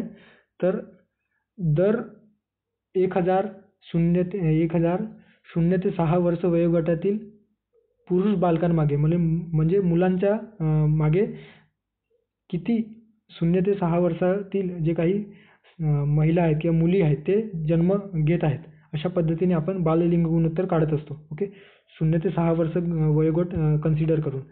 सो भारताचा जेव्हा विचार करतो तर 2011 नुसार 9 ते 19 इतकी जे काही बाललिंग गुणोत्तर दिसून येतो, जे 2001 मध्ये 927 होतं. म्हणजे बाललिंग गुणोत्तरामध्ये घट झाल्याचे आपल्याला या ठिकाणी दिसून येतो. किती घट झालेला आहे? तर 8 इतकी घट या ठिकाणी आपल्याला दिसून येतो. म्हणजे 927 वरून 919 म्हणजे जवळपास 8 युनिट या ठिकाणी 2011च्या जनगणनेनुसार या बाललिंग गुणोत्तरामध्ये घट झाल्याचे दिसून येतो. सर्वाधिक बाललिंग गुणोत्तर कुठल्या राज्यांमध्ये आहे? तर अरुणाचल प्रदेशमध्ये सर्वाधिक दिसून येतो 972. दर 1000 0 ते 6 वर्ष वयोगटातील मुलांच्या मागे 972 जे काही त्याच गटातील मुली दिसून येतात. त्यानंतर आहे मिझोराम 970. त्यानंतर आहे मेघालय 970, छत्तीसगड 969 आणि अंदमान आणि निकोबार 968. मिझोराम आणि मेघालय हे 2 असे राज्य आहेत ज्यामध्ये बाललिंग गुणोत्तराचा जो काही दर आहे किंवा जो काही प्रमाण आहे तो सारखा आहे. ओके, 970. सो हे देखील लक्षात असू द्या. त्यानंतर सर्वात कमी असणारे जे काही बाललिंग गुणोत्तर आहे तर हरियाणा. ओके, आपण राज्यांच्या बाबतीत जेव्हा आपण लिंग गुणोत्तर अभ्यासत होतो तर त्या ठिकाणी देखील आपल्याला हरियाणा हेच लिंग गुणोत्तरात देखील कमी होते आणि बाललिंग गुणोत्तराच्या संदर्भाने देखील हरियाणा या राज्यामध्ये सर्वात कमी लिंग गुणोत्तर आपल्याला दिसून येतो. त्यानंतर आहे पंजाब. हरियाणानंतर पंजाब या राज्यामध्ये सर्वात कमी लिंग गुणोत्तर दिसून येतो. त्यानंतर जम्मू काश्मीर, त्यानंतर दिल्लीमध्ये कमी दिसून येतो आणि चंदीगड, असे 5 राज्ये या ठिकाणी तुम्ही लक्षात ठेवू शकता. ओके, 5 लक्षात नाही ठेवलं तरी चालेल, मात्र सर्वाधिक हे 3 लक्षात ठेवा आणि हे 2 हरियाणा आणि पंजाब या राज्यांमध्ये सर्वात कमी लिंग गुणोत्तर बाललिंग गुणोत्तर दिसून येतो. ओके, त्यानंतर आता साक्षरता दर बघूयात. तर साक्षरता दर म्हणजे काय? तर व्यक्तीस जेव्हा लिहिता वाचता येत असेल तर तिला साक्षर समजले जाते, अशा पद्धतीने एक साधी सोपी व्याख्या केलेली आहे. साधारणतः वयवर्षे 7 पेक्षा अधिक वयोगटातील लोकांचे वर्गीकरण साक्षर किंवा निरक्षर या गटात केलं जातो आहे. म्हणजे 7 वर्षापेक्षा जास्त व्यक्तींना त्यांच्याच या साक्षर आणि निरक्षर गटामध्ये वर्गवारी केल्या जातो. 7 वर्षापेक्षा कमी असणारा आपण त्यांना चाइल्ड समजतो किंवा इन्फंट समजतो आहोत. ओके, कारण त्यांच्या त्यावेळेस शालेय शिक्षणामध्ये प्रवेश झाले किंवा शाळेत प्रवेश झालेला नसल्या कारणाने त्यांना आपण साक्षरतेच्या परिघात समावेश करत नाही. ओके, सो साक्षरतेच्या बाबतीत आपल्याला 2011च्या जनगणनेनुसार भारतामध्ये किती साक्षरता दर दिसून येतो आहे? तर 74.4%. ओके, 74.04% आपल्याला लिटरसी रेट या ठिकाणी दिसून येतो. महिलांचं प्रमाण विचारात घेतलं तर 65.46% आणि पुरुषांचं प्रमाण किती आहे? 82.14% इतके साक्षर पुरुष आणि महिला या ठिकाणी आपल्याला दिसून येतो. 2001 मध्ये भारताचा जो एकूण साक्षरता दर होता तो किती होता? तर 65.38 आणि सध्या याच्यामध्ये बदल काय झालेला आहे? तर 8.66% इतकी या साक्षरता दरात वाढ झाल्याचे आपल्याला दिसून येतो. ओके, सो बदल लक्षात घ्या. 8.66 इतका वाढ आपल्या साक्षरतेच्या दरामध्ये झालेला आहे 2001 ते 2011च्या 10 वर्षाच्या कालावधीमध्ये. ओके, सर्वाधिक जो काही साक्षरता दर आहे ते कुठल्या राज्यात दिसून येतो, तर 1 नंबरवर आहे केरळ, सर्वांनाच माहिती आहे 94%. त्यानंतर दुसऱ्या क्रमांकावर आहे लक्षद्वीप 91.85. तिसऱ्या क्रमांकावर आहे मिझोराम, चौथ्या क्रमांकावर आहे गोवा आणि 5व्या क्रमांकावर आहे त्रिपुरा. ओके, सो असे 5 राज्ये किंवा केंद्रशासित प्रदेश तुम्ही लक्षात ठेवू शकता. त्यानंतर आहे सर्वात कमी सर्वात कमी साक्षरता दर असणारे जे काही राज्य आहे त्यामध्ये बिहार 61.80%. ओके, बिहारमध्ये सर्वात कमी साक्षरता दर आपल्याला दिसून येतो, केवळ 61.80% इतका 2011च्या जनगणनेनुसार. ओके, त्यानंतर आहे अरुणाचल प्रदेशमध्ये 65.38%, राजस्थानमध्ये 66.11%, झारखंडमध्ये 66.41% आणि मणिपूरमध्ये 66.82%. सो सर्वात कमी साक्षरता दर असणारा कुठला राज्य आहे असं जर प्रश्न आला तर बिहार आहे 61.80% किंवा 8%, आणि अरुणाचल प्रदेश त्यानंतर दुसरा सर्वात कमी असणारा राज्य 65.38% आहे. सो अशा पद्धतीने तुम्ही लक्षात ठेवू शकता. आता साक्षरता दर असणारा जो काही भारतातील कुठला जिल्हा सर्वाधिक साक्षर आहे असा जर प्रश्न आला तर ते लक्षात ठेवा, सेरचिप नावाचा एक जिल्हा आहे मिझोराम राज्यातील सेरचिप. सो या सेरचिप नावाच्या जिल्ह्यामध्ये सर्वाधिक साक्षरता जिल्हा म्हणून ओळखला जातो आहे. आणि सर्वात कमी साक्षर असणारा जिल्हा कुठला आहे तर अलीराजपूर. ओके, आणि हे जे सेरचिप जे काही जिल्हा आहे याचा जो काही एकंदरीत साक्षरतेचा जो दर आहे तो 98 पॉईंट समथिंग आहे. ओके, हे लक्षात ठेवू शकता 98 पॉईंट समथिंग. सो सर्वात कमी साक्षरता असणारा जिल्हा आपल्या भारतामध्ये कुठला आहे तर अलीराजपूर. कोणत्या राज्यातील आहे तर मध्य प्रदेश. ओके, सो मध्य प्रदेश राज्यातील अलीराजपूर हा जिल्हा सर्वात कमी साक्षर जिल्हा म्हणून आपल्या देशात ओळखला जातो. केवळ 36.10% साक्षरता दर त्या जिल्ह्याचे आपल्याला दिसून येतो आहे. ओके, आता पुढच्या जी काही इन्फॉर्मेशन आहे त्याकडे वळूयात.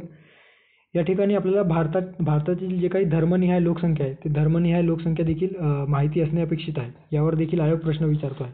सो आपण वेगवेगळ्या धर्मानुसार त्यातील लोकसंख्या किती आहे आणि त्यांची टक्केवारी किती आहे एकदम फॅक्च्युअल आणि परीक्षाभिमुख आपण ते माहिती बघूयात. ओके, सो हिंदू लोकसंख्या आपल्याला भारतामध्ये किती दिसून येतो तर हिंदू जी लोकसंख्या आहे हिंदूंची, तर हिंदू लोकसंख्या ही बहुसंख्याक असल्याचे आपल्याला दिसून येतो. जवळपास 97 कोटी हिंदू लोक आपल्या भारतामध्ये वास्तव्य करतात.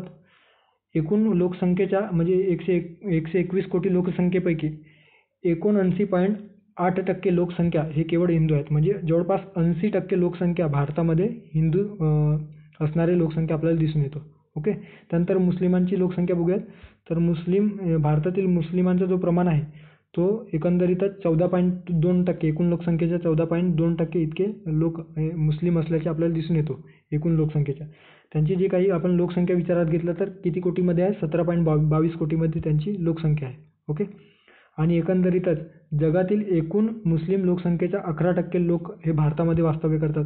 फॅक्च्युअल माहिती आहे, लक्षात ठेवू शकता. 11% जे मुस्लिम लोक आहेत ते भारतामध्ये वास्तव्य करतात. इंडोनेशिया आणि पाकिस्ताननंतर भारतामध्ये तिसऱ्या क्रमांकाचे जे काही हिंदू लोक आहेत ते भारतामध्ये वास्तव्य करत आहेत. Okay, after Indonesia and Pakistan.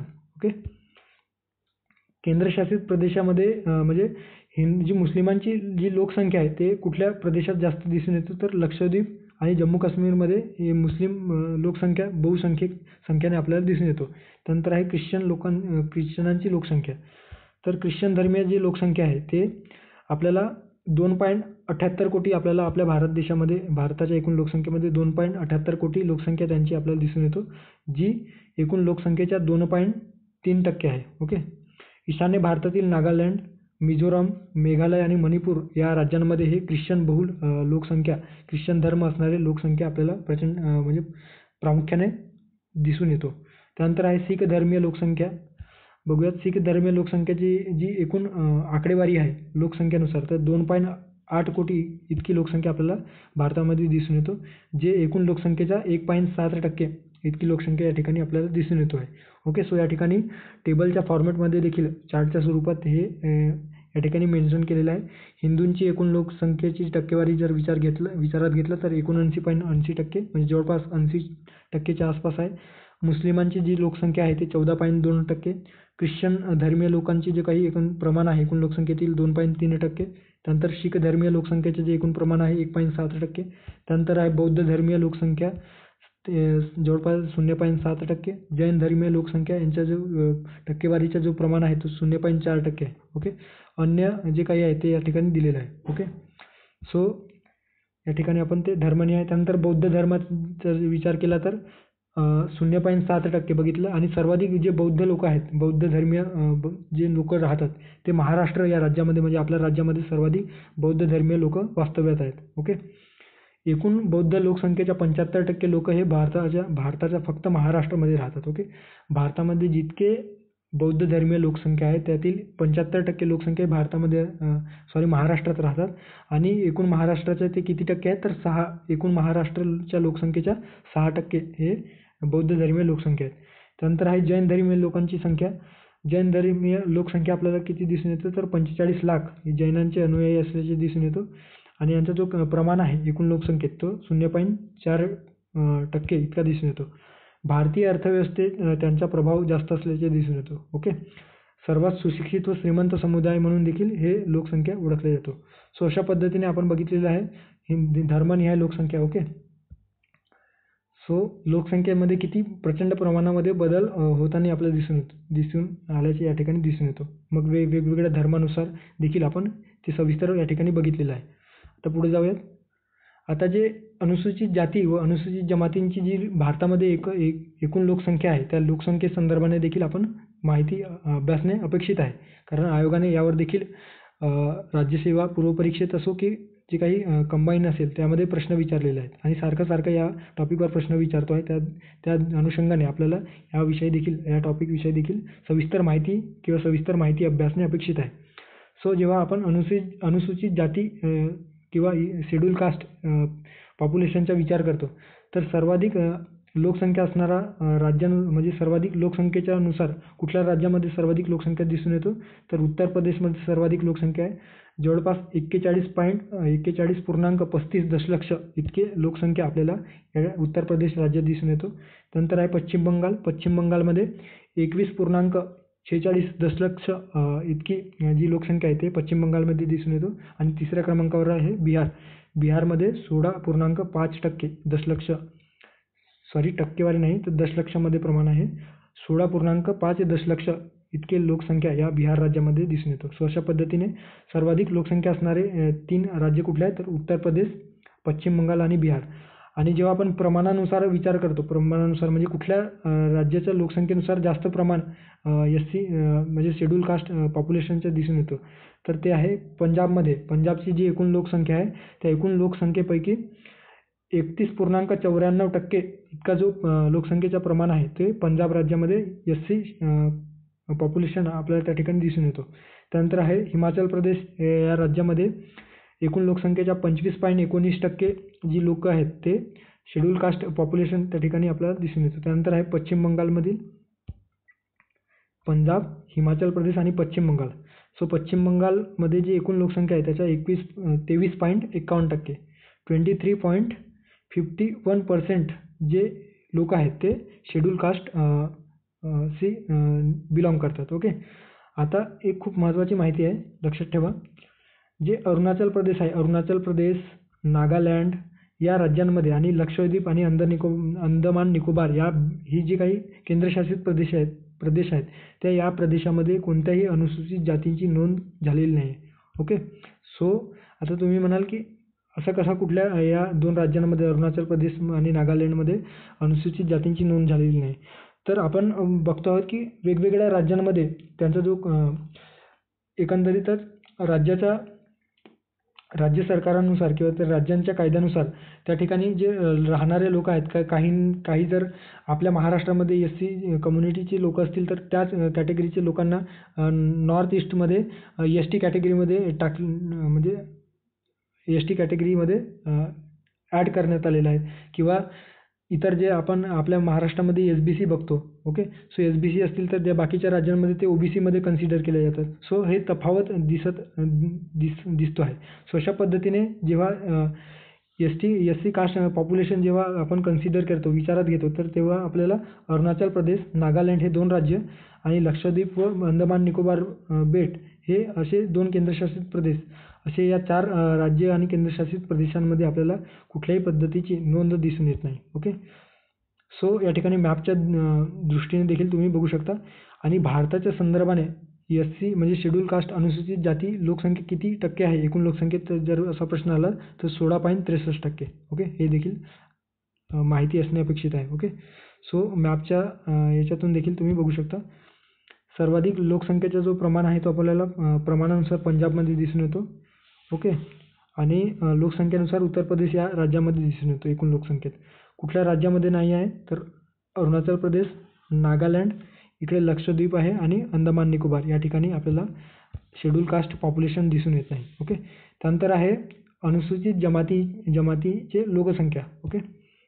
अनुसूचित, ज्याला शेड्यूल ट्राईब्स पॉप्युलेशन आपण म्हणतो, तर या शेड्यूल ट्राईब पॉप्युलेशननुसार 2011 नुसार अनुसूचित जमातींची जी लोकसंख्या होती तो किती आहे तर 10,42,81,034 इतकी एकूण लोकसंख्या दिसून येतो. 10,42,81,034 इतकी लोकसंख्या आपल्याला दिसून येतो, जे भारताच्या एकूण लोकसंख्येच्या 8.6% आहे. ओके. 8.60 किंवा 8.63% आपल्याला दिसून येते. 8.63% या शेड्यूल ट्राईब लोकसंख्या आपल्याला दिसून येतो आहे एकूण लोकसंख्येच्या. अनुसूचित जमातींचा जो काही 10 वार्षिक वाढ आहे, म्हणजे 2001 ते 2011च्या दरम्यान, तो 23.7% इतका वाढ झाल्याचे दिसून येतो आहे. राज्यानुसार जर कोणत्या राज्यामध्ये सर्वाधिक लोकसंख्या आहे असं जर विचारात घेतला तर मध्य प्रदेश या राज्यामध्ये सर्वाधिक लोकसंख्या दिसून येतो शेड्यूल ट्राईबच्या. 15.31 दशलक्ष इतके लोक या मध्य प्रदेश राज्यात वास्तव्य करतात. त्यानंतर आहे महाराष्ट्र. आपला जो राज्य आहे महाराष्ट्र, त्यामध्ये दुसऱ्या क्रमांकावर येतो एकूण लोकसंख्येच्या वास्तव्यानुसार. ओके.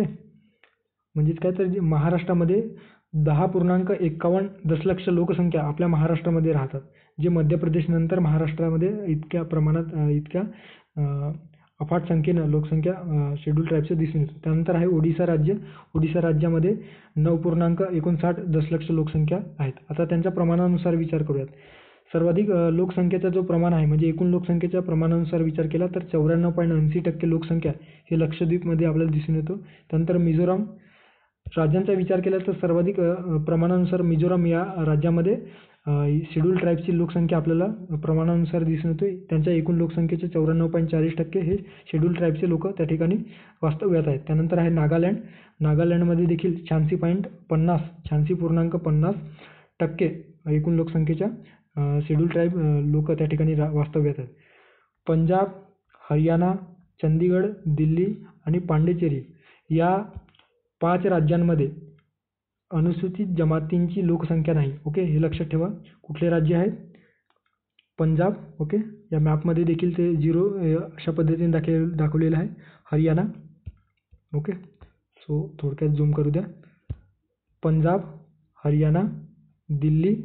ओके. आणि इकडे चंदीगड आणि दक्षिण भारतामध्ये जी काही पाँडिचेरी आहे किंवा पुद्दुचेरी, तर या ठिकाणी 0% लोकसंख्या आपल्याला आढळून येतो या शेड्यूल ट्राईब संदर्भाने. जर आपल्याला शेड्यूल कास्ट संदर्भात विचारलं तर अरुणाचल प्रदेश, नागालँड, लक्षद्वीप आणि अंदमान निकोबार या 4 राज्य आणि केंद्रशासित प्रदेश.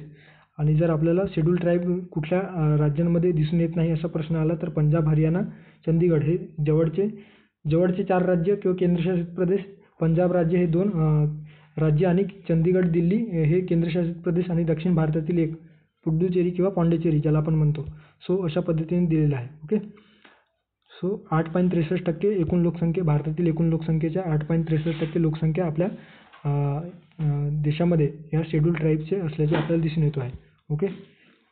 आता लोकसंख्या नियंत्रणासाठी जे विविध उपाय शासनाने राबवलेले होते ते त्या संदर्भाने माहिती असणे आपल्याला अपेक्षित आहे, कारण आयोगाने यावर देखील प्रश्न विचारलेला आहे. ओके.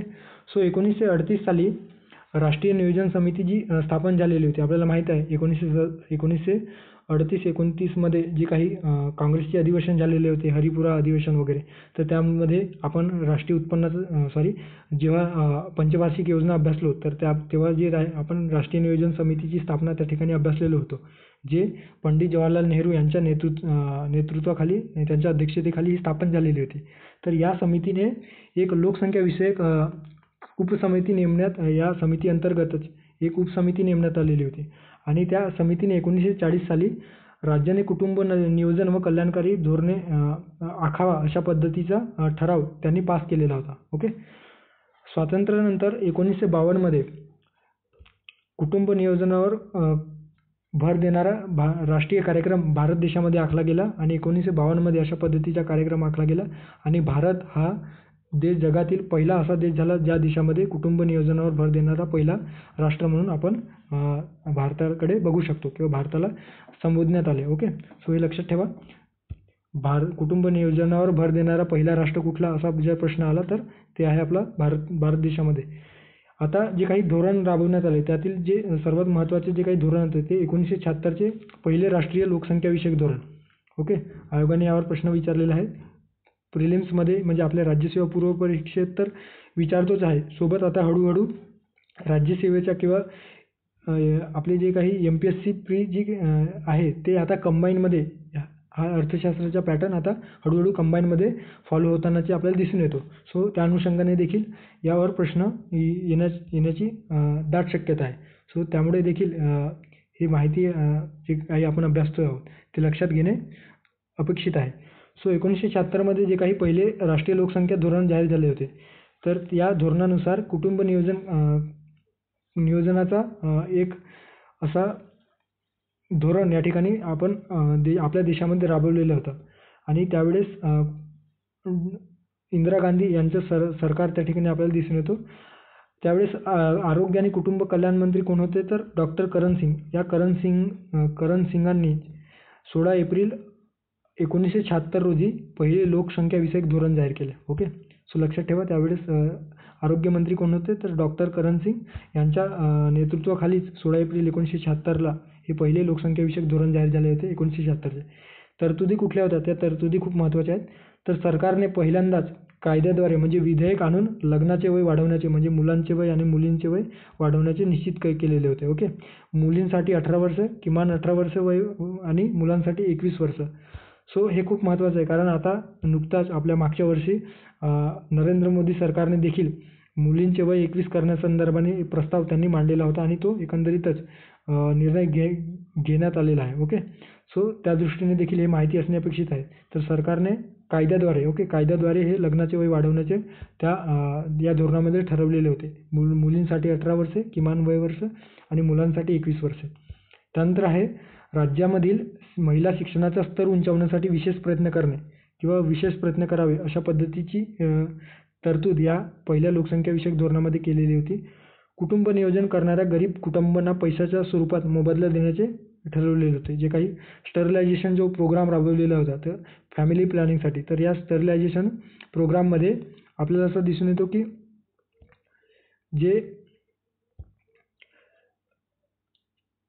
जे कुटुंब फॅमिली प्लॅनिंग करत आहेत किंवा कुटुंब नियोजनाच्या या योजनेमध्ये सहभाग नोंदवत आहेत तर त्यांना वेगवेगळ्या आर्थिक स्वरूपाने त्यांना मदत करूया. 2 मुलं झाल्याच्या नंतर जे काही कुटुंब नियोजन पद्धतीचा अवलंबत असतील तर त्यांना 100 रुपये अशा मदत या ठिकाणी हे अशा पद्धतीचे बॅनर त्यावेळेस लावायचे. ओके. सो हे बॅनर तुम्ही बघू शकता. या पोस्टरमध्ये हे सर्व दिलेलं आहे.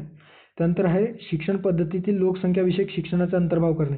म्हणजे आपल्या शिक्षण पद्धतीमध्ये लोकसंख्याशास्त्राविषयक जे काही घटक आहेत त्या घटकांचा समावेश आपल्या शिक्षण पद्धतीत असायला हवा जेणेकरून लोकांपर्यंत लोकसंख्याविषयक जागृती निर्माण व्हावी आणि एकंदरीत जी काही वाढणारी लोकसंख्या आहे ते आटोक्यात येण्यास मदत होईल. अशा पद्धतीची तरतूद या पहिल्या लोकसंख्या धोरणामध्ये करण्यात आलेली होती. त्यानंतर जे काही शासकीय कार्यालये असतील किंवा इतर प्रशासकीय खाते असतील तर या ठिकाणी त्यांना कुटुंब नियोजन कार्यक्रमात सहभागी करून घेणे हे देखील या धोरणात समाविष्ट करण्यात आलेले होते. जे कुटुंब नियोजनाचे जे काही काम करणारे NGOज आहेत किंवा संघटना आहेत त्यांना उत्तेजनार्थ बक्षीस देणे. ओके.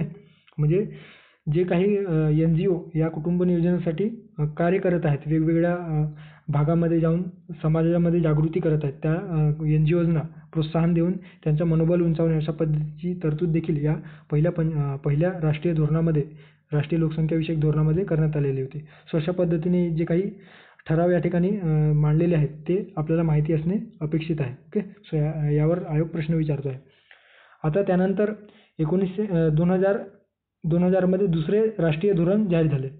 आता काय झालं तर 1976चे जे धोरण होते त्या धोरणामध्ये पाहिजे त्या प्रमाणामध्ये ते धोरण यशस्वी ठरलेलं नाही. का ठरलेलं नाही तर जबरदस्तीनं जे ऑपरेशन वगैरे करून घ्यायचे, स्टरलायझेशन प्रोग्राम, तर हे म्हणजे एक लोकांमध्ये त्यावेळेस जी काही जाणीव जागृती होती ती त्या प्रमाणात नव्हती. अजूनही निरक्षरतेचं प्रमाण त्या ठिकाणी जास्त प्रमाणामध्ये आपल्याला दिसून येतं. त्यामुळे त्यांना कुटुंब नियोजनाचं जे काही महत्त्व आहे ते पटत नव्हते. ओके, त्यामुळे त्यांनी पहिल्या धोरणामध्ये ज्या काही तरतुदी होत्या ते इम्प्लिमेंट करण्यास तितका यश त्यावेळेसच्या गव्हर्नमेंटला आपल्याला आल्याचे दिसून येत नाही. ओके, परत 1975मध्ये जी आणीबाणी वगैरे लागू झालेली होती त्याचा प्रभाव म्हणून लोकांनी त्या सरकारकडे देखील दुर्लक्ष केलेलं होतं. सो अशा पद्धतीने तितका त्या प्रमाणामध्ये ते जे काही धोरण आहे ते यशस्वी झालेले नव्हते आणि एकंदरीतच आपल्या लोकसंख्येमध्ये वाढ सातत्याने होत राहिली. ते परत नियोजन ते जी काही लोकसंख्या वाढ आहे, वाढीचा जो दर आहे तो आटोक्यात आणण्यासाठी दुसरे लोकसंख्या विषयक धोरण जाहीर करण्यात यावे अशा पद्धतीची तरतूद 1990च्या दशकामध्ये झाल्याचे आपल्याला दिसून येतो. विशेषतः 1993मध्ये MS Swaminathan. Okay, MS Swaminathan का महत्त्वाचे आहे तर सध्या त्यांना आता 2024मध्ये ओके भारतरत्न हा जो भारतीय सर्वोच्च पुरस्कार जाहीर झालेला आहे, त्यामुळे हे देखील महत्त्वाचे आहे. त्यांना कृषी क्रांतीच्या किंवा आपल्या भारत देशामध्ये जो काही हरित क्रांती घडवून आणली तर हरित क्रांतीसाठी त्यांना त्यांनी मोलाचं योगदान दिलेलं आहे. त्या अनुषंगाने त्यांना भारतरत्न हे जे सर्वोच्च पुरस्कार आहे ते 2024मध्ये आपल्या केंद्र सरकारने दिलेलं आहे. सो या ठिकाणी 1993मध्ये त्यांच्याच अध्यक्षतेखाली एक समिती नेमण्यात आली आणि या समितीने आपला अहवाल 1994मध्ये सादर केला आणि त्या अहवालामध्ये त्यांनी 2000मध्ये पुढचे जे काही धोरण आहे लोकसंख्या स्थिरीकरण करण्यासाठी त्यासाठी धोरण आखा अशा पद्धतीच्या जे काही शिफारस आहेत त्या सरकारला केल्या आणि त्यानुसार त्यांच्या जे काही अहवालानुसार गव्हर्नमेंटनं जे महत्त्वाचे 3 उद्दिष्ट ठरवले आणि त्यानुसार आपले जे काही धोरण आहे ते जाहीर केले. कुठले 3 उद्दिष्ट होते तर एक आहे अल्पकालीन उद्दिष्ट, ज्याला तातडीचे उद्दिष्ट देखील म्हटलं जातो आहे. त्यानंतर मध्यमकालीन उद्दिष्ट आणि त्यानंतर आहे दीर्घकालीन उद्दिष्टे. असे 3 उद्दिष्ट या धोरणामध्ये 2000च्या दुसऱ्या राष्ट्रीय लोकसंख्याविषयक धोरणामध्ये MS स्वामीनाथन यांनी शिफारस केलेली होती. ओके, सो पहिले जे अल्पकालीन उद्दिष्ट होते त्यामध्ये संतती नियमनासाठी ओके जे काही संतती नियमन आहे त्यांच्यासाठी आवश्यक साधनांचा पुरवठा म्हणजे जे काही हेल्थ संदर्भाने आणि विशेषतः रिप्रोडक्टिव्ह जो काही काळ आहे त्या काळाच्या अनुषंगाने तातडीची मदत त्या गरोदर महिलांपर्यंत किंवा त्या लाभार्थीपर्यंत पोहोचविणे अशा पद्धतीची हे अल्पकालीन उद्दिष्ट होते. ओके, म्हणजे संतती नियमनासाठी आवश्यक साधनांचा पुरवठा, तात्काळ पुरवठा म्हणजे तातडीने करावे आणि आरोग्याच्या पायाभूत सुविधांचा एकात्मिक विकास घडवून आणावे अशा पद्धतीचे पहिले उद्दिष्ट या धोरणामध्ये ठरवण्यात आलेलं होतं. त्यानंतर आहे मध्यमकालीन उद्दिष्ट. यामध्ये प्रत्येक जोडप्याला 2 मुलं यासाठी प्रोत्साहन देणे म्हणजे किमान म्हणजे जास्तीत जास्त 2 मुले, हम दो हमारे दो ही जी काही संकल्पना आहे तर ते त्या अनुषंगाने हे मध्यमकालीन उद्दिष्ट ठरवण्यात आलेले होते जे 2010पर्यंत गाठायचे होते. ओके, त्यानंतर आहेत दीर्घकालीन उद्दिष्ट. दीर्घकालीन उद्दिष्टामध्ये 2045पर्यंत लोकसंख्येचे स्थिरीकरण करणे अशा पद्धतीने 2045पर्यंत लोकसंख्येचे स्थिरीकरण करणे हे दीर्घकालीन उद्दिष्ट आपल्याला दिसून येतो. ओके, सो या उद्दिष्टांच्या अनुषंगाने 2010पर्यंत जे काही मध्यमकालीन उद्दिष्ट होते ते 2010पर्यंत साध्य करायचे होते, ज्याच्यामध्ये 14 राष्ट्रीय लेवलवर सामाजिक आणि जनसांख्यिकीय उद्दिष्ट तयार करण्यात आले, ज्यामध्ये 14 जे आहेत ते आपल्याला माहिती असणे अपेक्षित आहे कारण आयोग याच्यावर दरवर्षी किमान एक तरी प्रश्न यावर विचारतो आहे. ओके, सो हे तरतुदी कायमच लक्षात ठेवा, बाय हार्ट करा असं मी म्हणेन. सो मूलभूत पुनरुत्पादक व बाल आरोग्य सेवांच्या अपूर्ण गरजा भागविणे म्हणजे जे काही पायाभूत सुविधा आहे, डिलिव्हरी संदर्भाने जे काही इन्फ्रास्ट्रक्चर आहे ते डेव्हलप करणे. त्यानंतर शालेय शिक्षण मोफत करणे, 14 वर्ष वयोगटातील जे शाळेतील मुलं-मुली असतील तर त्यांना त्या वयोगटातील मुला-मुलींना शालेय शिक्षण मोफत व सक्तीचे करणे आणि त्यामुळेच आपल्याला दिसून येतं की जो काही मूलभूत हक्काचा जो मूलभूत हक्कामध्ये कलम 21A अंतर्गत राईट टू एज्युकेशन म्हणजे शिक्षणाचा अधिकार त्या ठिकाणी समाविष्ट करण्यात आलेला होता 86वी घटनादुरुस्ती 2002 मध्ये. ओके. सो एकंदरीत याच दुसऱ्या लोकसंख्या धोरणाचा प्रभाव त्या ॲक्टवर किंवा तो कायदा पास करण्यावर आपल्याला दिसून येतो. ओके. सो शालेय शिक्षण मोफत व सक्तीचे करणे व जे काही शाळा सोडण्याची किंवा शाळेचे जे गळतीचे प्रमाण आहे ते थांबवणे अशा पद्धतीचे हे दुसरे तरतूद या ठिकाणी आपल्याला दिसून येतो. 1000 जिवंत जन्मांमागे जे काही अर्भक मृत्यूदर आहे तो 30च्या खाली आणणे. ओके. हे लक्षात घ्या. जे काही 1000 जिवंत जन्म झालेले अर्भक जे आहेत, अर्भक म्हणजे साधारणतः 6 महिन्यापेक्षा कमी कालावधीसाठी जे मुलं असतात किंवा जे बाळ असतो तर त्याला आपण अर्भक असे म्हणत असतो. अर्भक असे म्हणत असतो. अर्भक. 1000 जिवंत जन्मामागे जे जन्मणारे जे अर्भक असतात तर त्यांचा जो काही मृत्यूदर आहे तो 30च्या खाली आणणे. त्यानंतर आहे माता मृत्यूदर प्रति 1 लाख जिवंत जन्मामागे 100च्या खाली आणणे. म्हणजे 1 लाख मातांमध्ये बाळांचा जन्म झालेला असेल तर 1 लाखांपैकी किती मातांचा मृत्यू झालेला आहे जन्मदेत्यावेळी बालकाला, तर अशा वेळेस तर ते 100पेक्षा जास्त होते तर ते 100पर्यंत खाली आणणे किंवा 100च्याही खाली आणणे अशा पद्धतीची तरतूद या ठिकाणी करण्यात आलेली होती. त्यानंतर आहे बालकांचे सार्वत्रिक लसीकरण करणे, युनिव्हर्सल इम्युनायझेशन प्रोग्राम राबविणे. ओके. त्यानंतर मुलींच्या उशिरा विवाहाला प्रोत्साहन दिले. म्हणजे मुलींचा जो काही विवाह आहे त्याला उशीर होण्यास किंवा उशिराने लग्न करण्यास त्या कुटुंबाला म्हणजे ज्या ठिकाणी मुलींचे पालक वगैरे असतील त्यांना त्या पद्धतीने प्रोत्साहन देणे किंवा त्यांना जाऊन मार्गदर्शन करणे अशा पद्धतीची तरतूद या ठिकाणी करण्यात आलेली होती. ओके. 80% संस्थात्मक प्रसूती साध्य करणे. ओके. 80% जे काही इन्स्टिट्यूशनल जे काही डिलिव्हरीज होतात म्हणजे हॉस्पिटलमध्ये जाऊन जे डिलिव्हरीचे जे प्रमाण आहे ते 80% करणे. रादर त्यावेळेस काय व्हायचं की जे डिलिव्हरी वगैरे व्हायचे ते घरीच एखाद्या सुईणबाईच्या हाताद्वारे किंवा एखाद्या सुईणबाई ते घरच्या घरीच वेगवेगळ्या ट्रॅडिशनल मेथडने डिलिव्हरी करायचे. मात्र आरोग्याच्या त्यामुळे वेगवेगळ्या समस्या त्या महिलेला किंवा त्या मातांना उद्भवायच्या आणि ते टाळण्यासाठी म्हणून 80% संस्थात्मक प्रसूती या प्रसूतीगृहातच व्हायला पाहिजे अशा पद्धतीची तरतूद या ठिकाणी दुसऱ्या लोकसंख्या विषयक धोरणामध्ये करण्यात आलेली होती. त्यानंतर आहे माहिती व समुपदेशन करणे लोकसंख्या नियंत्रणासाठी. जन्म, मृत्यू आणि विवाह यांची 100% नोंदणी करणे. ओके. हे देखील या ठिकाणी ठरवण्यात आलेले होते की जे काही जन्म, मृत्यू आणि विवाहाची जी नोंदणी आहे ती 100% करणे ग्रामपंचायत स्तरावर. एड्सचा जो प्रादुर्भाव आहे तो प्रादुर्भाव रोखणे. त्यानंतर आहे संसर्गजन्य जे रोग आहे त्यांना प्रतिबंध करणे आणि ते नियंत्रणात आणण्यासाठी प्रयत्नरत असणे. सेवा पुरवठ्यात भारतीय वैद्यक पद्धतीचा समावेश करणे. म्हणजे जे काही सेवा क्षेत्र आहे त्या सेवा क्षेत्रामध्ये आपले जे वैद्यकीय प्रणाली आहे किंवा वैद्यकीय सेक्टर आहे त्याचा जास्तीत जास्त समावेश त्या सेवा क्षेत्रामध्ये व्हावा किंवा त्यांचा जो एकंदरीत जो वाटा आहे वैद्यकीय क्षेत्राचा तो वाढला पाहिजे या दृष्टीने आपण सतत प्रयत्नरत असणे अशा पद्धतीची तरतूद या दुसऱ्या लोकसंख्या विषयक धोरणामध्ये तरतूद करण्यात आलेली होती. छोट्या कौटुंबिक आदर्शाला जोमाने प्रोत्साहन दिले. यालाच आपण हम दो हमारे दो प्रोग्राम असे आपण म्हणत असतो. ओके. संबंधित कार्यक्रमाच्या अंमलबजावणी सुसूत्रता आणि हे जे काही आपण प्रोग्राम राबवणार आहोत ज्यामध्ये दुसरे राष्ट्रीय धोरणमध्ये जे उद्दिष्ट ठरवलेले आहेत 3 प्रकारचे अल्पकालीन, दीर्घकालीन आणि मध्यमकालीन. सो हे 3ही उद्दिष्ट साध्य करण्यासाठी कोऑर्डिनेशन प्रत्येक सामाजिक, आर्थिक, राजनैतिक दृष्ट्या केंद्र, राज्य अशा पद्धतीने त्यांच्यामध्ये एक समतोल साधणे हे याचे तत्व होते. ओके. सो या ठिकाणी काही फलक त्यावेळेस म्हणजे पोस्टर्स वगैरे अशा पद्धतीचे तुम्ही बघू शकता. मात्र अजूनही आपल्याला दिसून येतो की सध्या लोकसंख्येच्या बाबतीत आपण अवेअर असलो तरी काही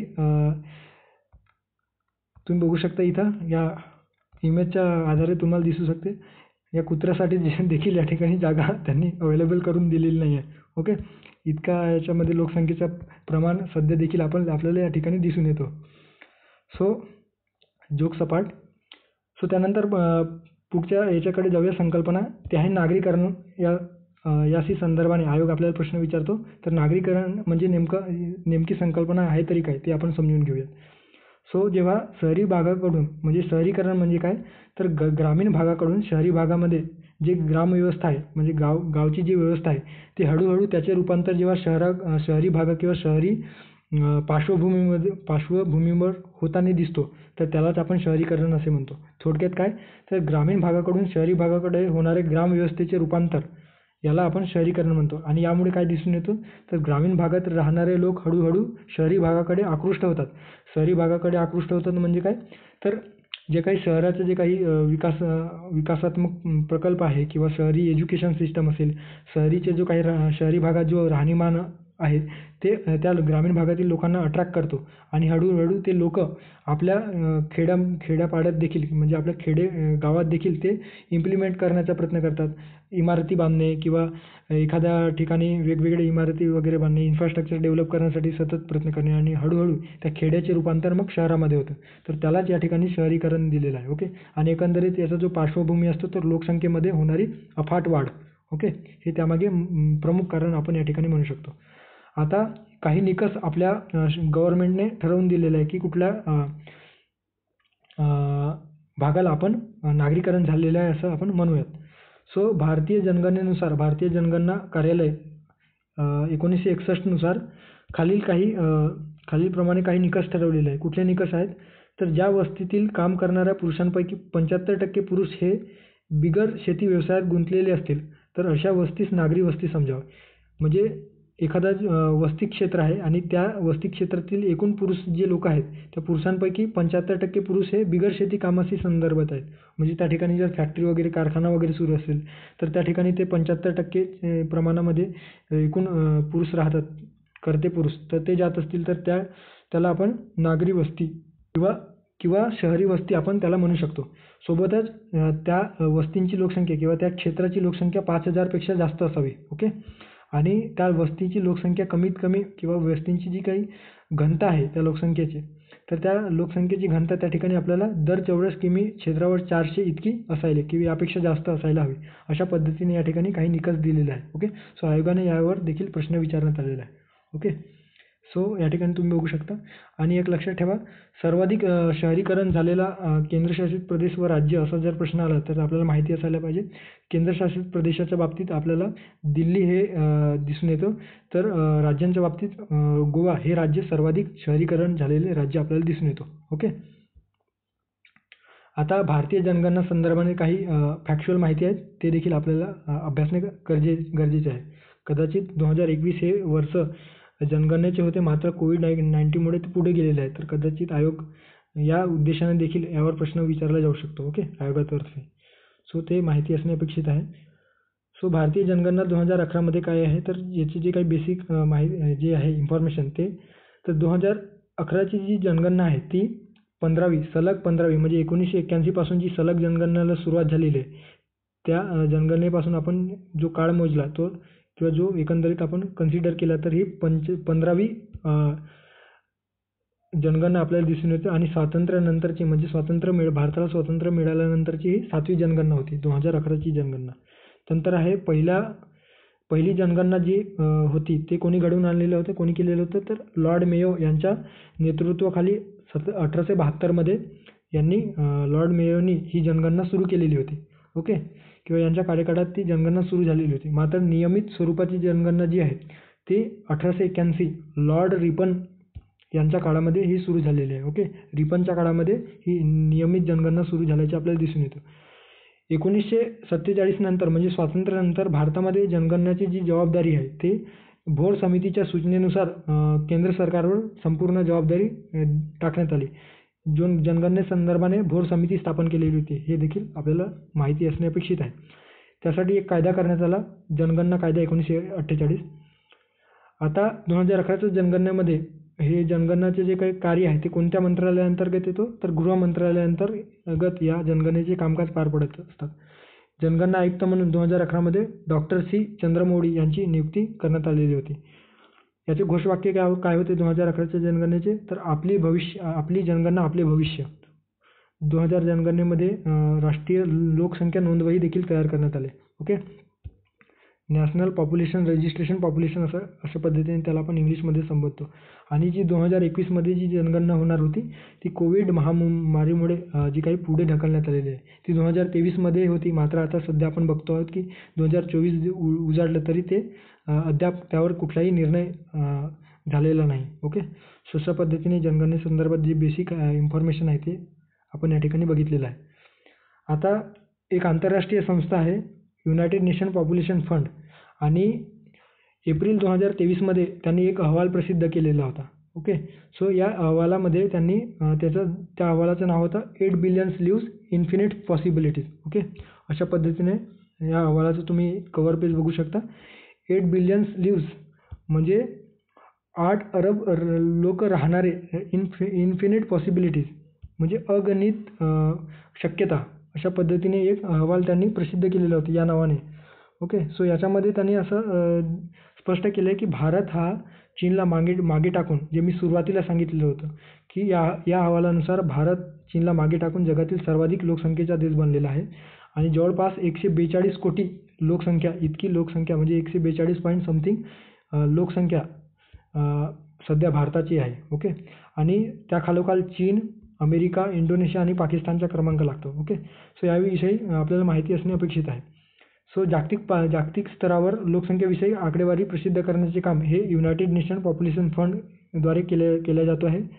दरवर्षी या संस्थेद्वारे एक रिपोर्ट पब्लिश केला जातो, the state of the world population report. Okay, the state of the world population report जाहीर केला जातो.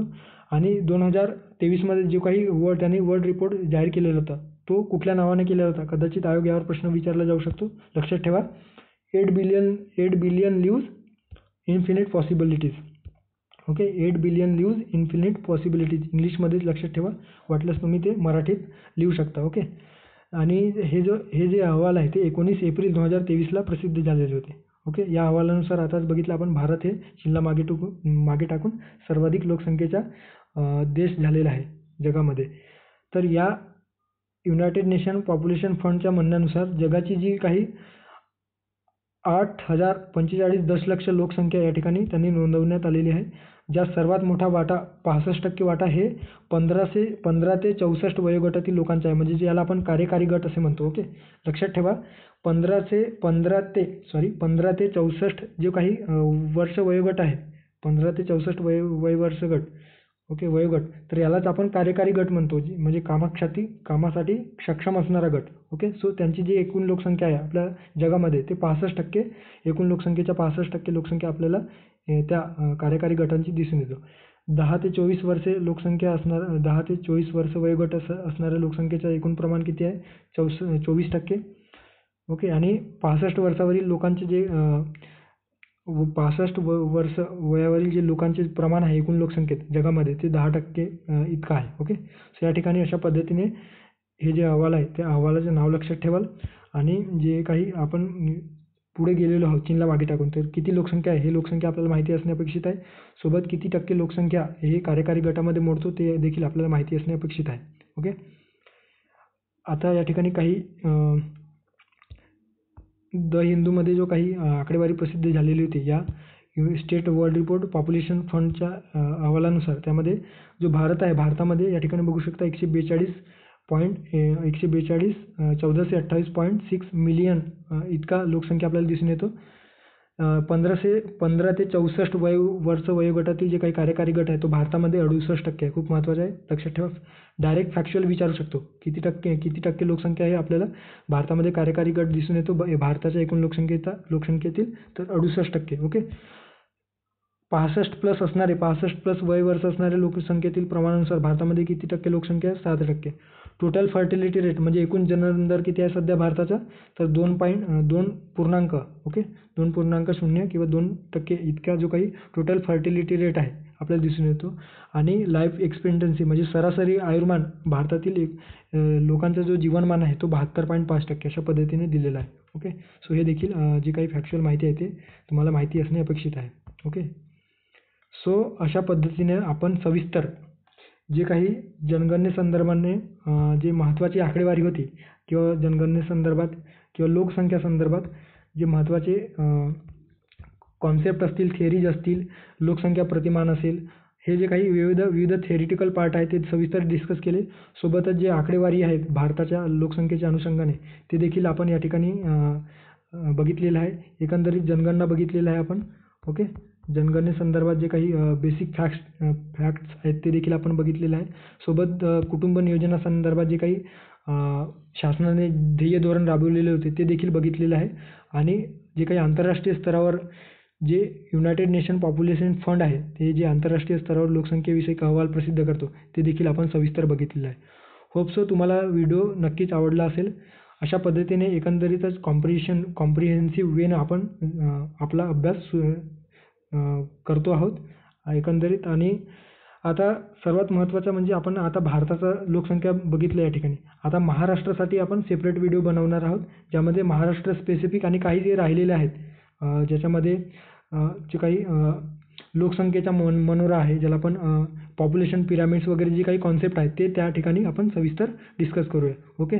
सो हे 2 व्हिडिओ आता हे या व्हिडिओ आणि येणारा जो महाराष्ट्रातील लोकसंख्येसंदर्भाने असणारा एक व्हिडिओ, या 2 लोकसंख्येच्या व्हिडिओच्या पलीकडे तुम्हाला कुठलीही लोकसंख्या अभ्यासासाठी कुठलाही व्हिडिओ किंवा कुठलाही अभ्यास मटेरियल अभ्यासाची आवश्यकता पडणार नाही. अशा पद्धतीने मी ते तयार करण्याचा प्रयत्न केलेला आहे. ओके. होप सो तुम्हाला आवडला असेल तर नक्कीच सजेशन आपला कमेंट बॉक्समध्ये द्या. कसा वाटला तुम्हाला व्हिडिओ ते सांगा. आणि तुम्हाला जर या लेक्चरची PDF हवी असेल तर या टेलिग्राम चॅनलमध्ये ते अवेलेबल करून दिली जाईल. आवडलं असेल तर नक्की चॅनलला सबस्क्राईब करा, मित्रांना पण शेअर करा. सो भेटूया पुढच्या व्हिडिओमध्ये. थँक्यू.